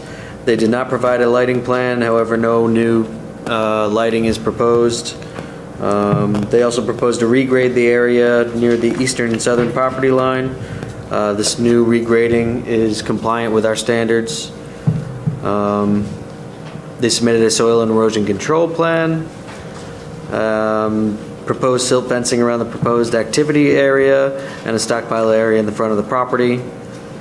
No change to the existing drainage plan, or, sorry, this is another error, sorry. He does propose changes to the drainage plan. And finally, staff recommends the following conditions. Prior to the issuance of any certificate of zoning compliance, erosion control measures installed to the satisfaction of the zoning enforcement officer, submittal of a revised landscaping plan, and the manufacturer's recommended requirements and schedule for cleaning and maintenance of the stormwater management system shall be followed. And additionally, no additional or replacement lighting shall be installed without Planning and Zoning Commission approval. And finally, all landscaping must be maintained as an ongoing requirement of this approval. Thank you. Is the use, it's an existing office use and it's going to be a research lab? Is that the proposal? The office use, and correct me if I'm wrong, Richard, the existing building will continue with the office use. The addition is for the research laboratory. The existing building was a single-tenant office building. The expanded building will be a single-tenant facility. They'll have an office component of about 8,000 square feet and the laboratory component of about 12,000 square feet. Good. You have the tenants lined up, I guess, or, yeah? It's the same tenant. Good. Is it the same tenant or is it a new tenant? The existing tenant is BH Care. They'll be moving out to other space in town. All right. The new tenant is an existing Brantford company that's looking to expand and stay in town. Okay, great. Fair enough. Is the addition built with the same building materials as the existing? Well, so the existing facility is a brick facade, with a hip roof. The intention is a straight gable roof, and the addition will be a brick facade as well. Any other questions from anyone? Great. Anything else? Oh, perfect. Oh, okay. A little late, sorry. Okay, it's not a public hearing, so don't have to open up the public. Any questions? If not, does someone want to make a motion to approve the application with the findings and conditions just summarized by Evan? I'll make that motion. Motion made by Marcy, is there a second? Second by Joe. Any further discussion? All in favor? Aye. Congratulations. Thank you very much. Okay. Do we have a copy of the elevation? No kidding. That's okay, great, thank you. Thanks. Okay, so that brings us to item number 2, new business, is a public hearing on the 4th. It's the same as number 3. And we need to set a public hearing, or I guess we will at some point, for 4, 5, and 6. That's all well, no, we don't even need, or do we need a public hearing for that? We do for the change of the PDD. Okay. Because it's... But that just, apparently some that's the project going on Cherry Hill right now, and there's some we're waiting for some additional information. Additional information. The slope and behind the building. Yeah. Yeah. Okey doke, that brings us to other business, conceptual PDD review, Rose Hill Road, former Beacon Hill Road Estates.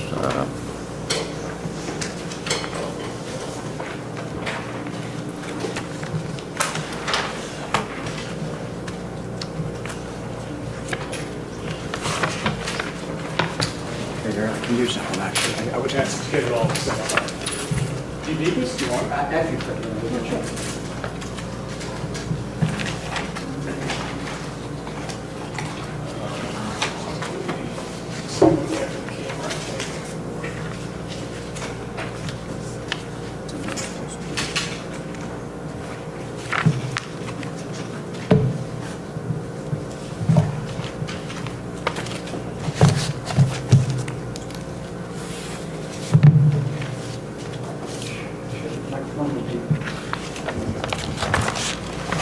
Yes, my name is Doug Anderson from Anderson, Wilcox, and Brantford. We're builders and developers. Parcel I am showing you tonight is a piece of land just under 10 acres up off of Rose Hill Road. Originally part of an industrial operation known as a Rose Hill Poultry Farm, and they process chickens and so forth. So it is a site that was previously used for industrial use. Existing components of that still remain: foundations, pavement, asphalt, adjacent to the Beacon Hill Preserve open space parcel. So back in 2009, I believe they started this, and eventually got approval for a 10-lot open space single-family residential subdivision, where the initial design incorporated a pump station to pick up the sewer, which would eventually get to a gravity sewer at the top of Rose Hill Road. So I believe in between the time when that was approved, the town embarked on a plan to sewer the Pent Road, Rose Hill Road, Pinsky Drive, as kind of part of this project. And the developer, at the time, I believe in 2011 or 2012, signed an agreement with the town, a sewer agreement, and the agreement was something to the effect that the town would pay for the materials, the developer would pay for the balance of the project. So that sewer plan ended up,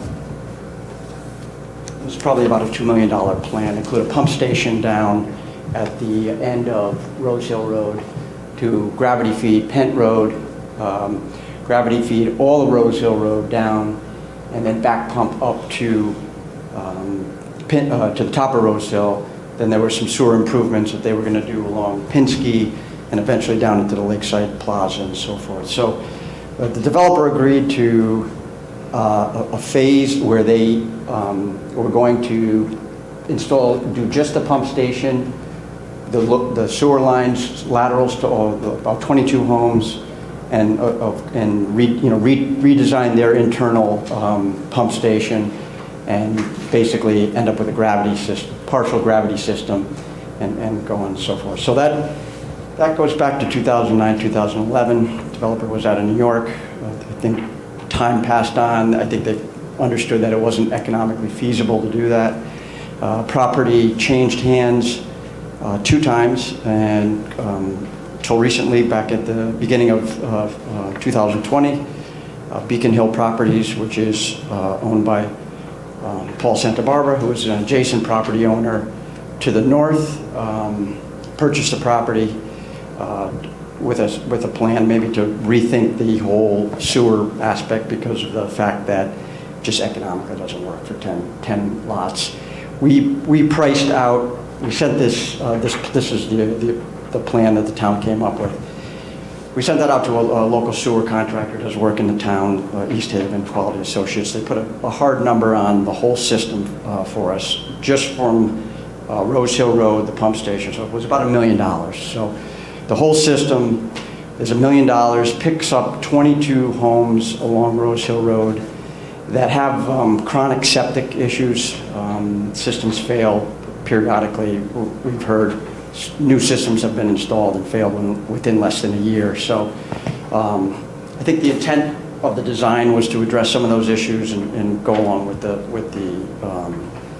development. So, again, the economics of it don't work. Paul approached us and asked us to kind of brainstorm ideas of maybe alternative development scenarios. We looked at apartment buildings, clustered single-family homes, other various types of development. It was an industrial use at once, but really not appropriate at the current time. There's the Beacon Hill open space. And when they did subdivide that, I think it's back in 2012, beginning of 2012, they deeded off the open space to the town. So the parcel originally was about 9.7 acres. It's reduced by about 2 acres now. So the current parcel configuration is just under 8 acres. So what we came up with, and I'm going to pass this out to you guys.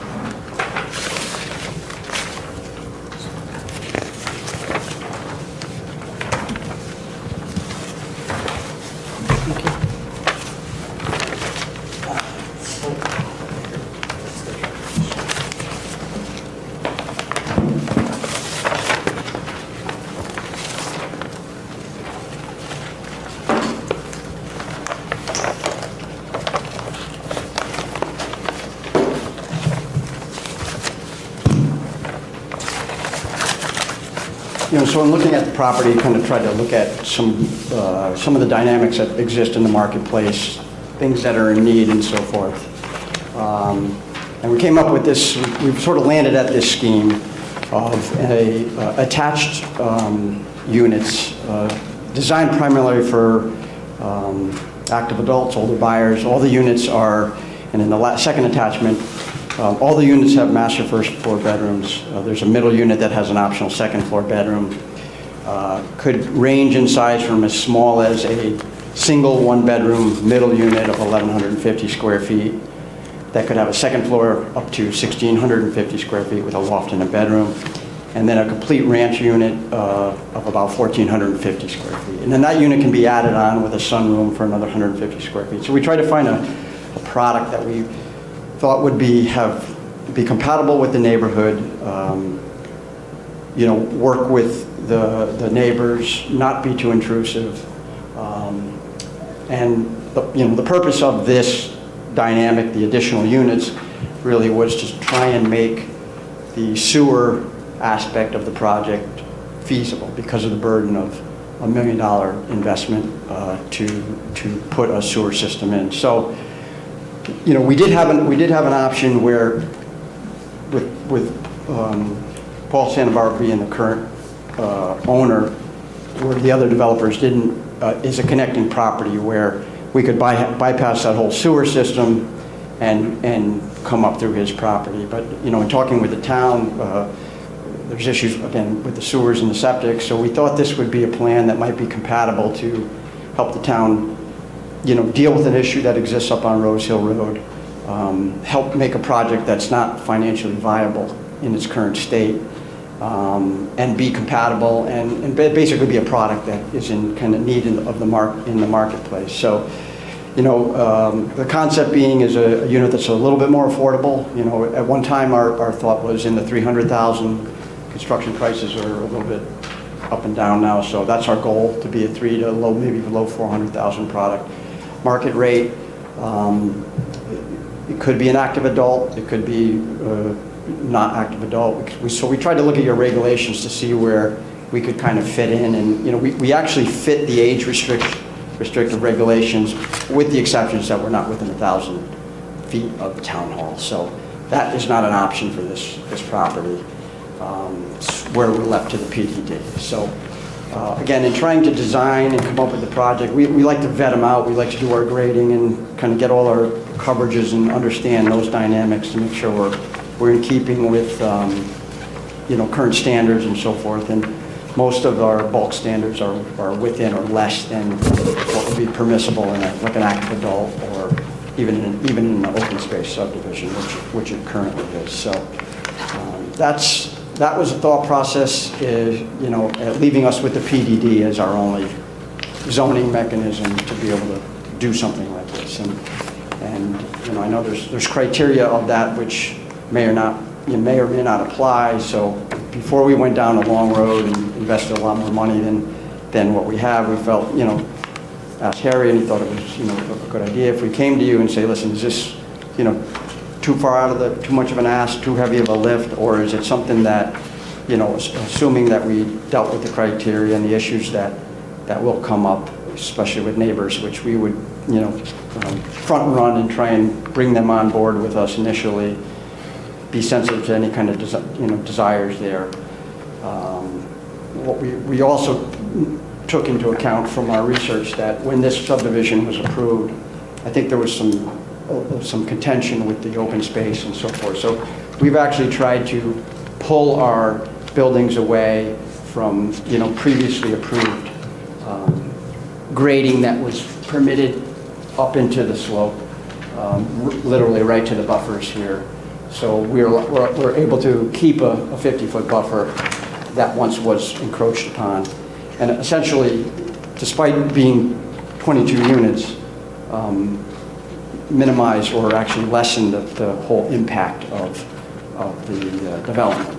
And we primarily use the same infrastructure that was approved, similar detention basins, with the exception that the road would be a little bit narrower, less impervious surface, private road, common interest community, so it wouldn't be a town road. And the way this is set up in its current approved status, which I don't believe the town does anymore, but this detention basin was going to get deeded to the town. Currently is not deeded, as I said, the open space was.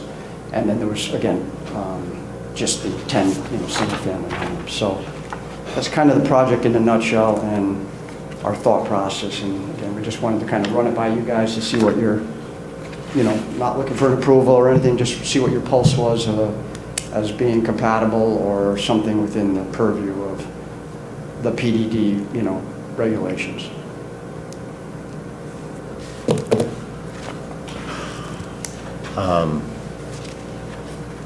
I'll give you my reaction. Sure. This isn't so much about the proposal as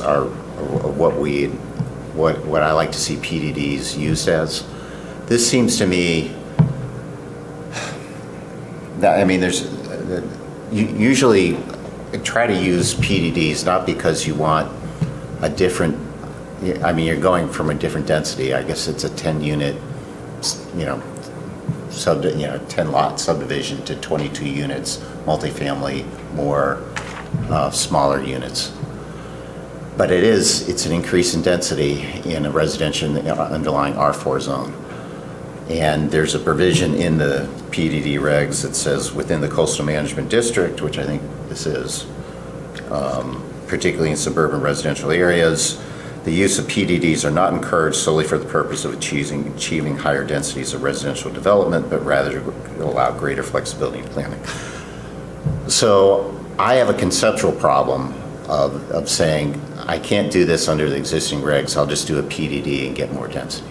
That's a conceptual problem. That said, you said some other stuff which was kind of interesting. You said that we have an existing age-restricted development, and that you said it complied with every part of that except for the proximity to the town center, something like that.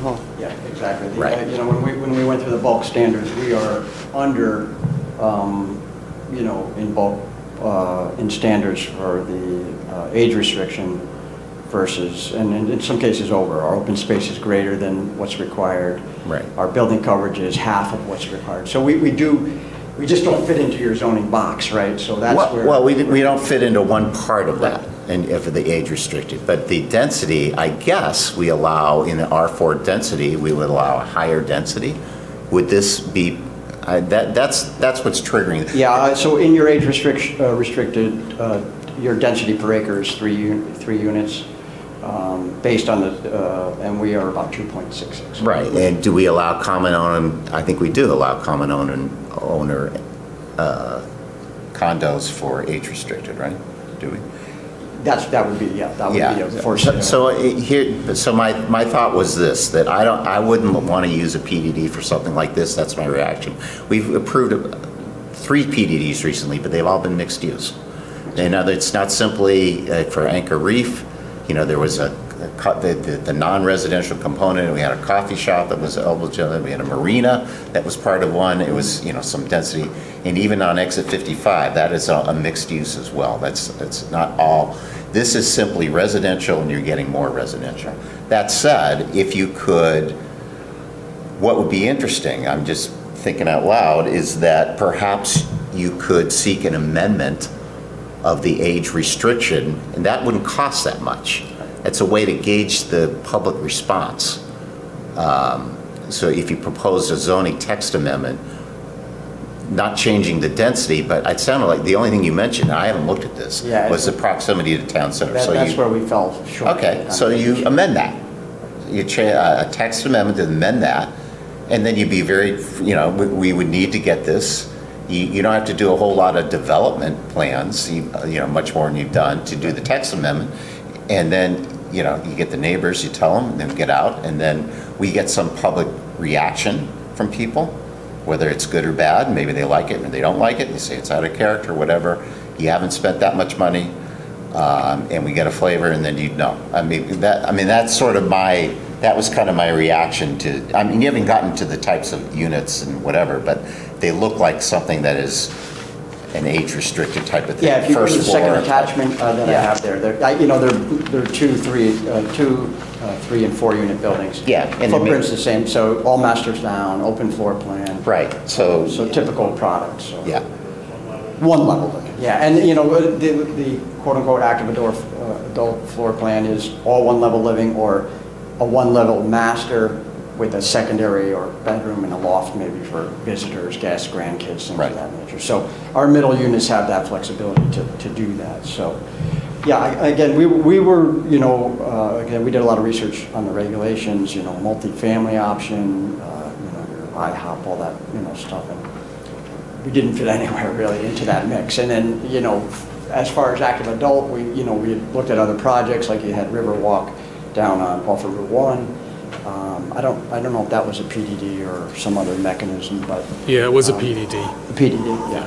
So we didn't fit into any. You know, that was a single family, obviously, and there was no previous approval of, you know, density of twice what's there. So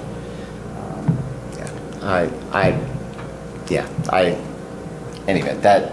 I'm still reluctant for using a PDD where you have an approved subdivision, if you can fit it within some other text, and maybe you can make it work within that other text if you tweaked it.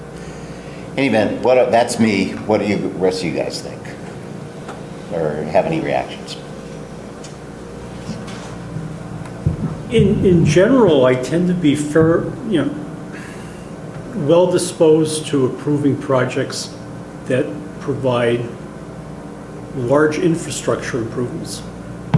And the pump station is taking care of a lot of trouble for a lot of people. And I don't have fresh in my mind all of the components within the zoning regulations, but I'm sure there is a workaround to make something like this happen. Okay, yeah. Okay, John? The language in our regulations says that PDDs should only be used for things that benefit the town, and if it can't be done under some other regulation that we have. And I think your suggestion to try and fit it by making changes to modification, I think that makes a lot of sense, and I think it needs to be tried before we consider a PDD.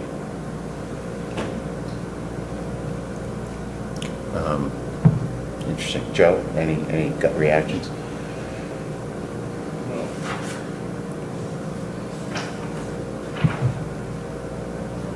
I agree with what they're saying. I was thinking on the same lines of what they're saying, but this is beyond the design of the homes. Is this just a concept, or? It's a concept development, yeah, and, you know, they're multi-unit buildings, so 2 units attached, duplex, triplex, and then 4 units attached. Okay, I think it's irrelevant what I'm going to say. No. We got to go first things first. This is like on the back end. But these units here, there's no windows to the where are the windows for the interior of the units? You've got the garage doors throughout the front. You're stuck in the middle with 1 or 2 units. You look at the plan, all you see is garage doors, but I don't see no windows, or at least for the interior. Well, obviously, yeah, the units in the middle, right? So, you're right, that's a standard. In the dungeon. Yeah, you know, a unit that falls between 2 units in any type of development is going to have, you know, front and back windows. So, the center units, I don't disagree with you. You know, have less light than say an end unit, but the end unit does have light from 3 sides. Yeah, right? obviously the end units, you can put a window on each side, but these are single story units. Not unlike a townhouse, except a 1-level townhouse. Or whatever, I mean, just to see, you drive in and you see nothing but garage doors, and the people that are living in these interior have no light. Yeah. Well, I can tell you, we have built those units before in another project in Orange, Fieldstone Village, which is a similar dynamic of what that was done. And what we try and do is, you know, we try and make the garage doors as inviting as you can, because it's hard, right? You put units that are tight together and you end up with a sea of garage doors. But, you know, utilizing the facade and the architecture and a garage door that's maybe a little more appealing, a little higher end quality, lights, maybe arches, things like that, helps soften the very fact that it's a garage, right? And the wall, and there's a unit, in between units. But it's unfortunately like it's a real world dynamic of a unit that's in between 2 units. But getting back to, you got the rest of the neighborhood that's basically on septic, that whole area up on top of the hill, right? Yeah, up to the top There's no sewers up there. Of Rose Hill, right. These homes have chronic, you know, septic failure. A lot of clay up there. There's not a whole lot of clay and rock, and water, and high water. A lot of problems up there, and all up through there. So bringing sewer lines up there would help the neighborhood a lot. Right. You know, the whole area. That was, you know, that was the dynamic in talking to the town, that, you know, that would be their ideal scenario, is to have infrastructure that they could build upon. So a phase 1 would be this Rose Hill. It would pick up 22 homes, which are, I think, the ones that are most affected, you know, with the problems, up to you know, the top of Rose Hill. And that pump station is built to accommodate flow from Pent Road when and if the town ever decides to extend that line, and then there's a Pinsky Drive, because Pinsky Drive also has septics up there, to pick up Pinsky and then get everything out down into the Lakeside Plaza. What about Beacon Hill? That's got to be on sewer, right? No, sewer ends at the top, right at the intersection of Rose Hill and Pinsky. There's one manhole there. That's the high point, actually just in front of the Santa Barbara's home, and everything goes downhill from that point. Under Route 1. So Beacon Hill, the homes, the condos, that's on sewer, isn't it? It should be, right? I would think it would. The Lakeside condominiums? The multifamily? Yeah, the multifamily ones? Yeah, they are. Yeah. I don't know what the name of it. My father built those, so I worked on those, so I did that. That wouldn't have been approved if there was no sewers there. Excuse me, to interrupt, Paul Santa Barbara. I know you guys have a long day, so I'll make it short. I just wanted, Doug, if you could explain to Mr. Bayuso about meeting with the town and the sewer commission, and what they, are meeting a couple months back, and what they have have a set aside for the sewer already and are looking to use that money for this problem. Yeah, so in our discussions with the engineering department and the town, there's been money set aside to do the sewer infrastructure. And like we said, there's about $1 million worth of work that needs to be done now that the town has money allocated for. Which what we had proposed to them is if we were to be able to provide 22 units to and that sewer does not include our infrastructure sewer. That's on us. That, this is just sewer that would go by and stub out. And we'll pick up 22 existing homes on Rhodes Hill. So we'll be able to defer that $1 million plus investment over 22 homes. So the town would, obviously the dynamics would have to be worked out through a sewer agreement, but the town would use that money, put the sewer in, assess us, and assess the unit, the Rhodes Hill people, an equal amount, $20,000, something like that. And then eventually the town would get all that money back, and then they would fix a pretty bad problem that exists with septic systems up here. So that's, there is some benefit there, and we've been trying to find the balance of benefit and, environment with the Beacon Hill, density with the neighbors, and a non-economically buildable project. That's the challenge. Just to clarify, it's not something that we're trying to design to make it more profitable. We're just trying to design something that works and keep the infrastructure that was already approved pretty much the same and make it work so it becomes something workable for a development and sewer problem there. So it's been at a standstill because at 10 homes to put the money into this sewer project, it outweighs the cost of the homes, the land. It's just not doable. That's why it's been at a standstill since. It's over a decade, 12 years. So.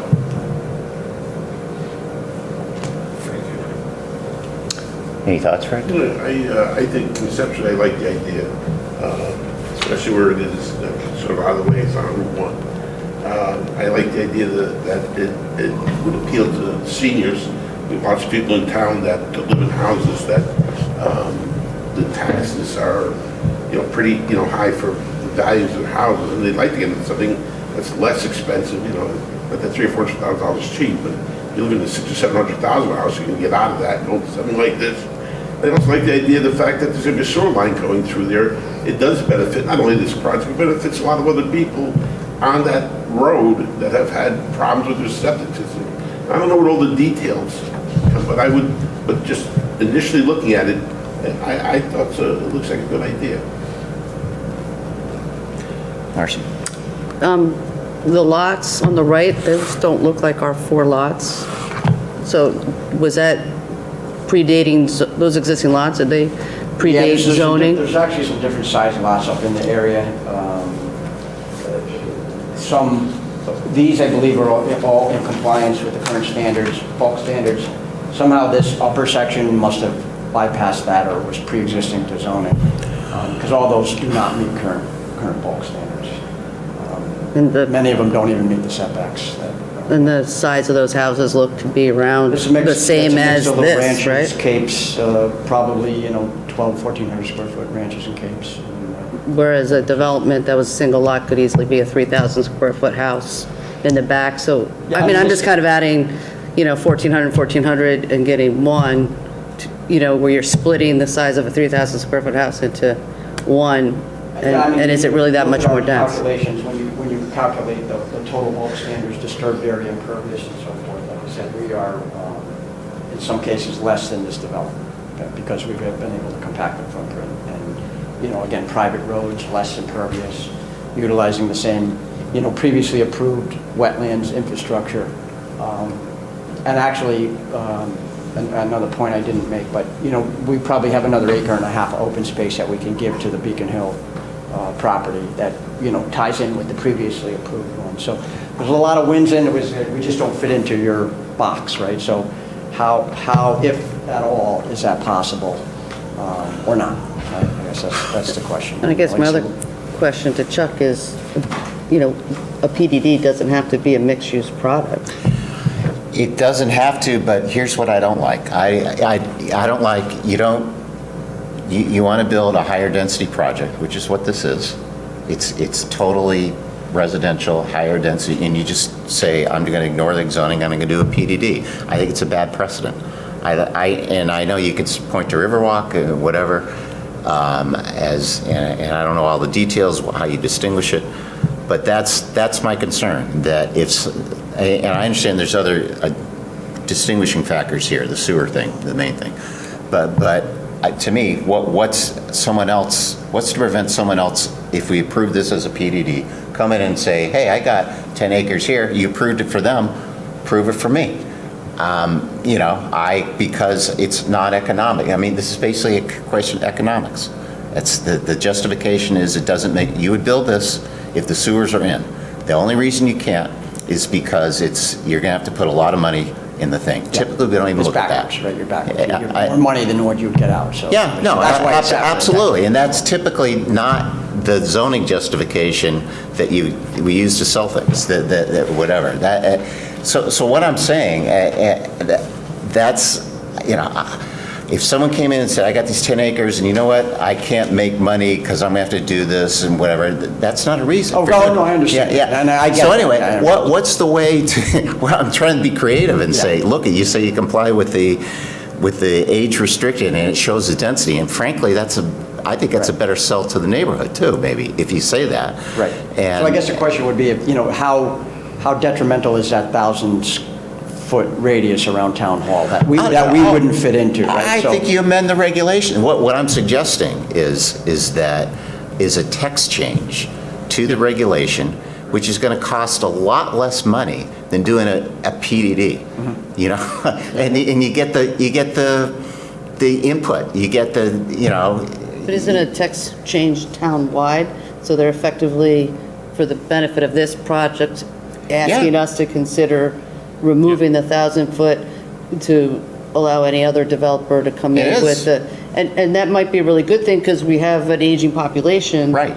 Yeah. That's the rationale. It is. Yeah. I guess if that's not again going to set a precedent down the road where somebody has a site that you wouldn't want that kind of development in, and then also that's the same dynamic, right? It's just different. Right. It's a fair question, and frankly, I don't know enough about the history. And have we approved age-restricted stuff, or what? Am I just making this? Well, up I'm going to have to go back and look at that. I mean, I think Marcy brings up a good point in that it would, for good or bad, allow it throughout the town, and there may be a very good thing from a lot of perspectives, but maybe you want to look at that regulation, see what that allows. If you're going to allow it beyond that 1,000-foot radius around Town Hall, what might you want to also add to the regulation to protect other properties? Correct. You didn't have to worry about before because it had to be within that 1,000 feet. Yeah, absolutely. Maybe we add some other restrictions so you can't put it everywhere. Right, or it could be landscape, you can even anything, put could be south of buffering, 95. whatever. You can even put, I think you can. I mean, you can make a sort of site-specific text amendment or something. That's a better approach than not doing a PDD, which to me, I mean, I recall projects that went to a PDD for economic purposes. Tell me an exclusively residential PDD. Well, I'm not saying it's exclusively residential, but I feel like we've heard the economic case study on a number of the PDDs we've heard recently, and they just happen to have a mixed-use component, which, that's why I asked the question, is your preference, does a mixed use justify having a... To me, there's something... over residential? Like, I don't understand the logic with that. Because I think there has to be something unique about a PDD, otherwise that you can't satisfy with an existing zoning regulation, or that it's a reason. Otherwise, why do we have zoning at all? Why not just, someone come in and propose their own zone for everything? If to have sort of uniform, people buy in an R4 zone, seems to me that they have, an expectation that people around them are going to build it out this certain way. This is an open space subdivision. But it seems to me the age restricted or something that first of all, the projects we've approved really haven't been, other than possibly Riverwalk. it seems to me, have not been allowed under existing zoning regulations. That's the reason why you do a PDD. To me, you couldn't do you have the marina and the other uses together in the underlying. And the other distinguishing things, Anchor's Reef was part of a, MIF. That was a decrepit, industrial, historical reuse or whatever. And that's a distinguishing thing for a PDD. Maybe there's some unique topographical stuff that you could use for a PDD. But yeah, I am very hesitant. I'm concerned about the precedent for just saying, I think this is essentially a higher density project because the economics don't work, period.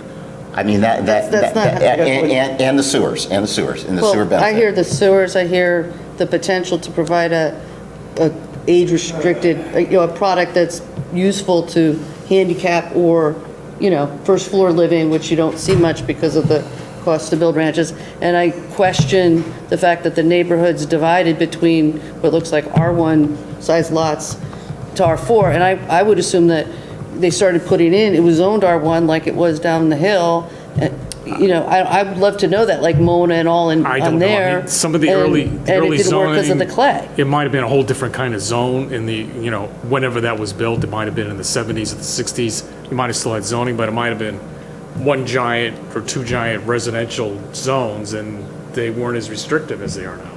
I don't remember, so I have to go back and look Is there when they any were way to find that built, out? what the zoning was and all of that. But it's kind of possibly a side issue to what you guys want to decide. But I generally want to, my concern with PDDs is that they're just too discretionary, that it's particularly for this sort of thing where if it's in a residential zone and you're putting all residential, then I'll just put a PD in. What's the Tabor one that just came in as the open space one? Why they came in as an open space subdivision that they ended up withdrawing their application? Oh, on Buckley Road, yeah. Yeah, right. Why not put a PDD there? Why there's other vacant lots, other vacant space around the ecology landfill that are if we approve a PDD for this, someone's going to come and say, I'm going to put a PDD in there and I need greater density. I just don't like that. I think it creates precedent. I think PDD should be unique, and the ones that we approved have them, I think, with the exception of Riverwalk, and I put that caveat on it. And that's why I'm saying, yeah, I mean, you raise a good point, but I like if we have an age-restricted regulation on the books, which frankly, which has some good things for it, and it does all these other things, and you can tweak that, and if there's other problems with it, we can tweak it in such a way, and frankly, it gets you the same result, which is what I think we're all concerned about, and that I think, frankly, may be more sellable, because I think people, public is probably more amenable to, an age-restricted thing. I think you would have no problem filling it. And we've had some concerns. We had people write, both of us, say, hey, we need more, single-family or, flat stuff.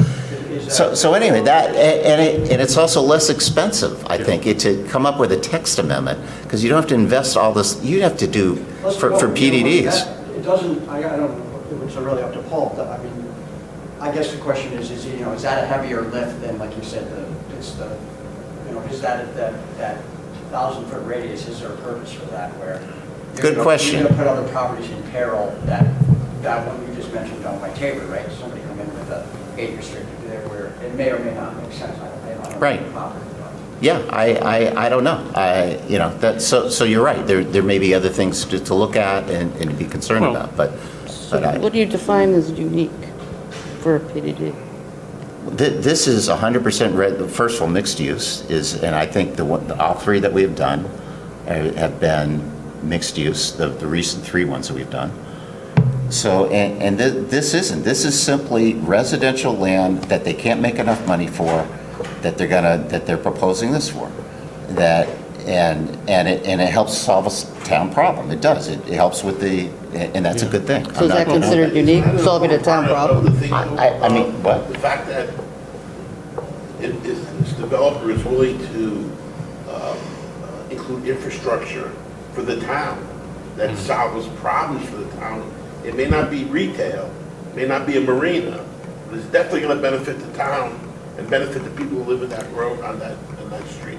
Well, you can see what we're having. We Yeah, have yeah, some- I know. You can hear the That's why I the was- debate we among beat the commission. regulations to death, and we couldn't find a path. Some, right? So- some of us are more amenable, are fine with using PDDs for things like that. You've heard a couple of people.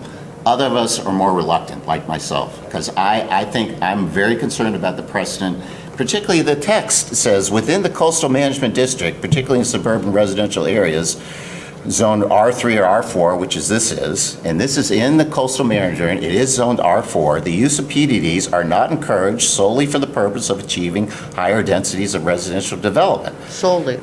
Solely. Is it solely? I don't think, I understand that. I understand the sewer benefit of that, and that is a real life benefit. But I don't. Well, and the age I haven't- restricted, it adds stock for potentially age restricted housing. Yeah, and there is an age-restricted regulation that I'm saying maybe we can tweak and get there that way. That's sort of what I'm thinking. I mean, I could throw out something if I would, I could. Maybe you could look at some criteria in the age-restricted housing so that you can go beyond the 1,000-foot radius, but only under certain circumstances that would narrow it a bit, so it's not happening everywhere. It might have some circumstances that would apply to this project that would cover this. And we could think about that, what that might be, so it wouldn't just be a sort of opening the doors completely, it would open them a little more narrowly and would address what you're talking about. I don't know, just a thought.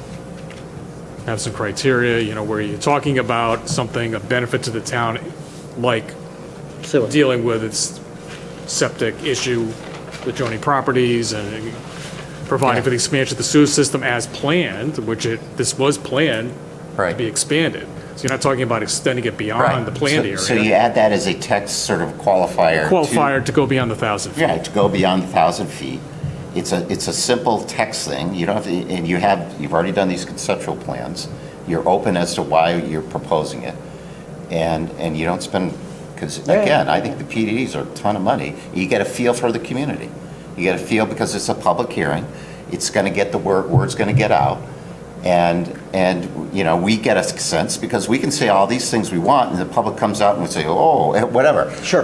And everyone be clear that whatever we say doesn't bind us, because we had one developer say, well, you said only something during this preliminary hearing, and forget that. No, we so understand. I'll say that right now. Whatever we said, we can go 180 I degrees on. got it. And you I'd can't- rather hear that. Massimo gets here, watch it, he's got a whole opinion. No, because I don't want it, otherwise we won't have informal Well, like I hearings. said, because we don't have a clear path, we don't want to go down a dead-end road. After, Yeah. probably half a year's worth of work, I mean, we put a lot of work into this to try and find that balance, look at the dynamics and, but I understand. We The understand. other thing you need to look at too, at least up in that area, I think, and you would know, Paul, how many more tracts of land are up there in that 8, 10, 12, 15 acres? I'm saying, once you bring the sewers in there, and if you put this unit in, 10 acres with 22 units, what's going to prevent the other tracts of land that might be up on top of that hill, that there's some people own more land up there? Zoned R4. There's other businesses up there that might have, I don't know what they own. I don't know what, you guys own up there, or the, what's his name up there, National? Right. So my all those- question to you, and this will get into that, is the 1,000-foot radius was set for a reason. Something happened within the town for them to put that in regulation.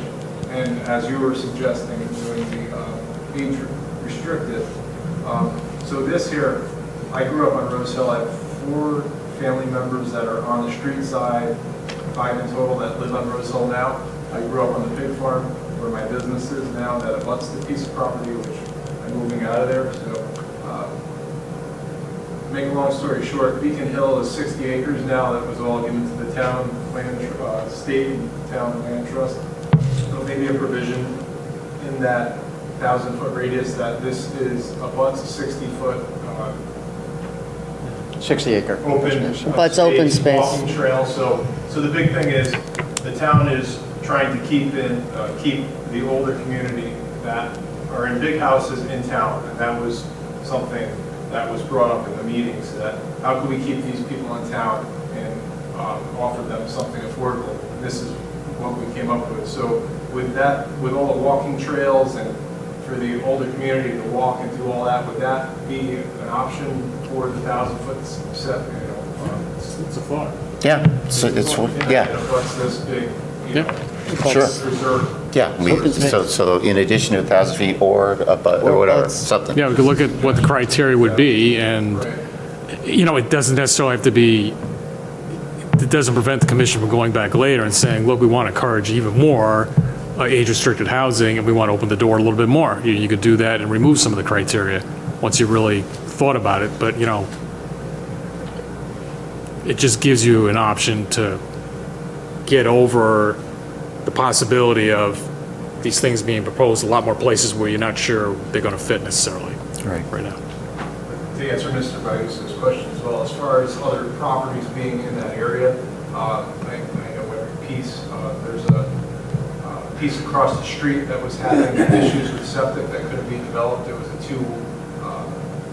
two-lot house area. It's up the street on the other side from this project that just wouldn't work out correctly, couldn't get septic in there, so it's 2 lots just sitting there. That would improve that piece of land. But as far as up on the ridge, it's all open space. And other than that, I don't think there's any other properties that would really... Isn't there a couple properties around on Pent Road that are not single family on the Pent Road side? Yeah, where it kind of comes around there. Those are the 2 lots. They're on okay. Rose Hill, and it comes down a big steep slope. And one's on Rose Hill side, one's on the lower side, which is Pent Road. But I think there's a larger properties going around Pent Road, maybe on the National? Parzak? Parzak, whatever, that whole circle there, where it starts from Pent Road, or up on Rose Hill, goes down and around. Yeah. It circles quite a bit. Yeah, it circles around back, yeah. I don't know who owns what there. So at my It's a pretty parents' big house, parcel. the septic ends, my cousin's the next one, he has sewer.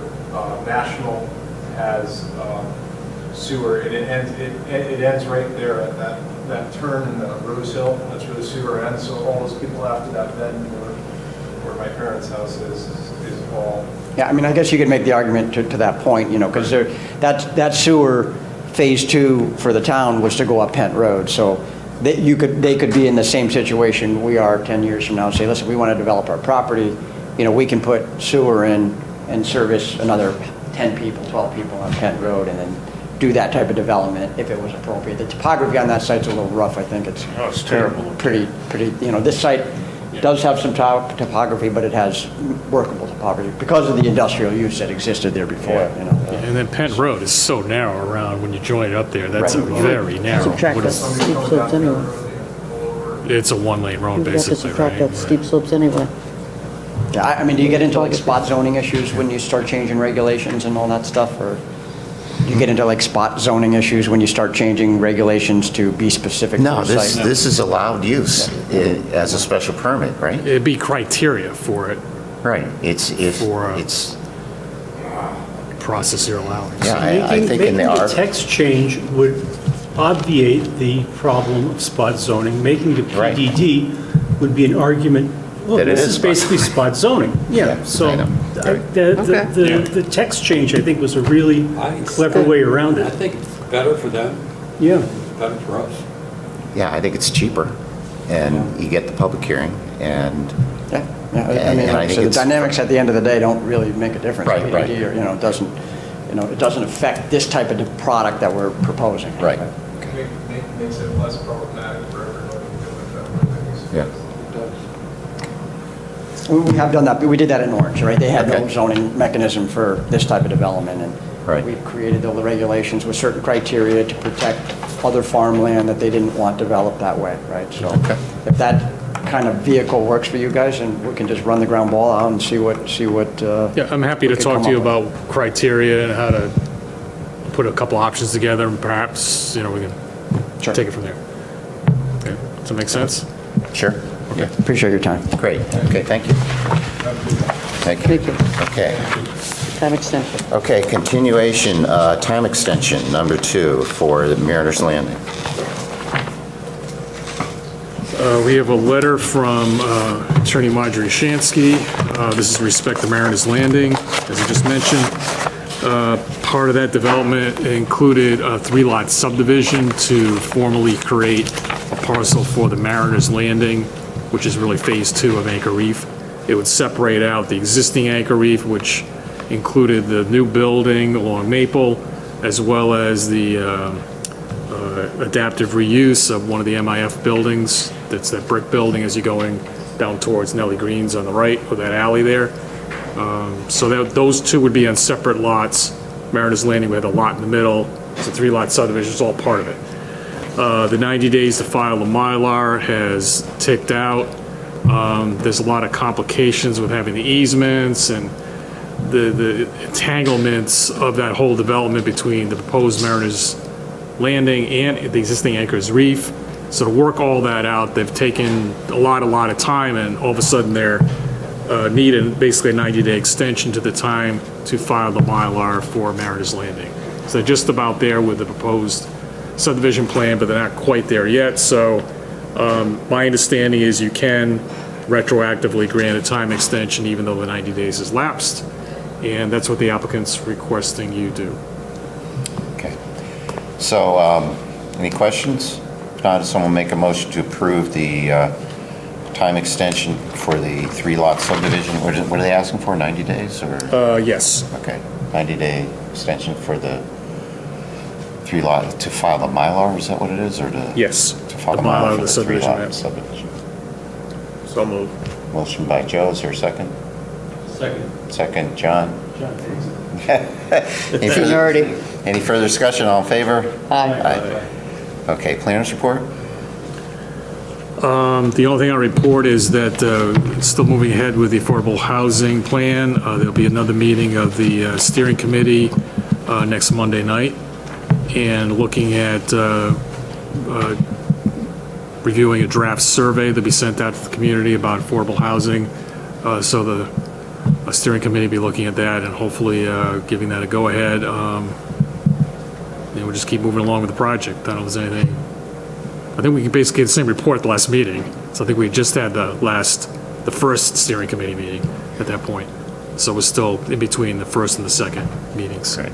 Okay. Is there anything you want to add, Kevin? Okay. Okay. One thing I want to add is tonight is John's last meeting. John? I look to continue his service for another year. That's right. Sorry, John, you tried, you gave it your best shot, but they shackled you. Sorry to hear that. Right. Well, here, here's a card from office. Thank you. John, it's been two decades, right? 2 decades now, since 2001, so 20 years? 20 years 20? and 8 months. 20 years and 8 months. How Here we you're go. counting? Okay. Can we give him a retirement party without having to, post a formal meeting? Well, yeah, no, we Go out to dinner or something? We're going to have some sort of get something else to make it more official for you, if that's okay. I don't know what. We'll just get together or something, whether, we'll figure it out. But anyway, but it's, we in the town have benefited so much by having you here. Your common sense and expertise and coastal stuff, but just your presence, your dedication. We've been so lucky, and we really appreciate it. And God,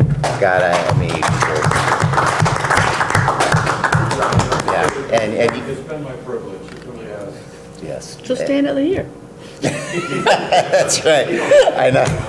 You've been talking for a while, but and you deserve. I don't know what you're gonna do with your Thursday nights from now on, but whatever. You'll find something. Whatever. She's gonna turn on the meeting at home. So Pretty close. So with that said, someone want to make a motion to adjourn? So moved. Oh, I'm sorry. John makes the motion to adjourn. Is there a second? Second. All right. Any further discussion? All in favor? Aye. Aye. Okay, we're adjourned. This program was brought to you in part through the support of the Town of Brantford. Watch town meetings and other videos on demand at BrantfordTV.org.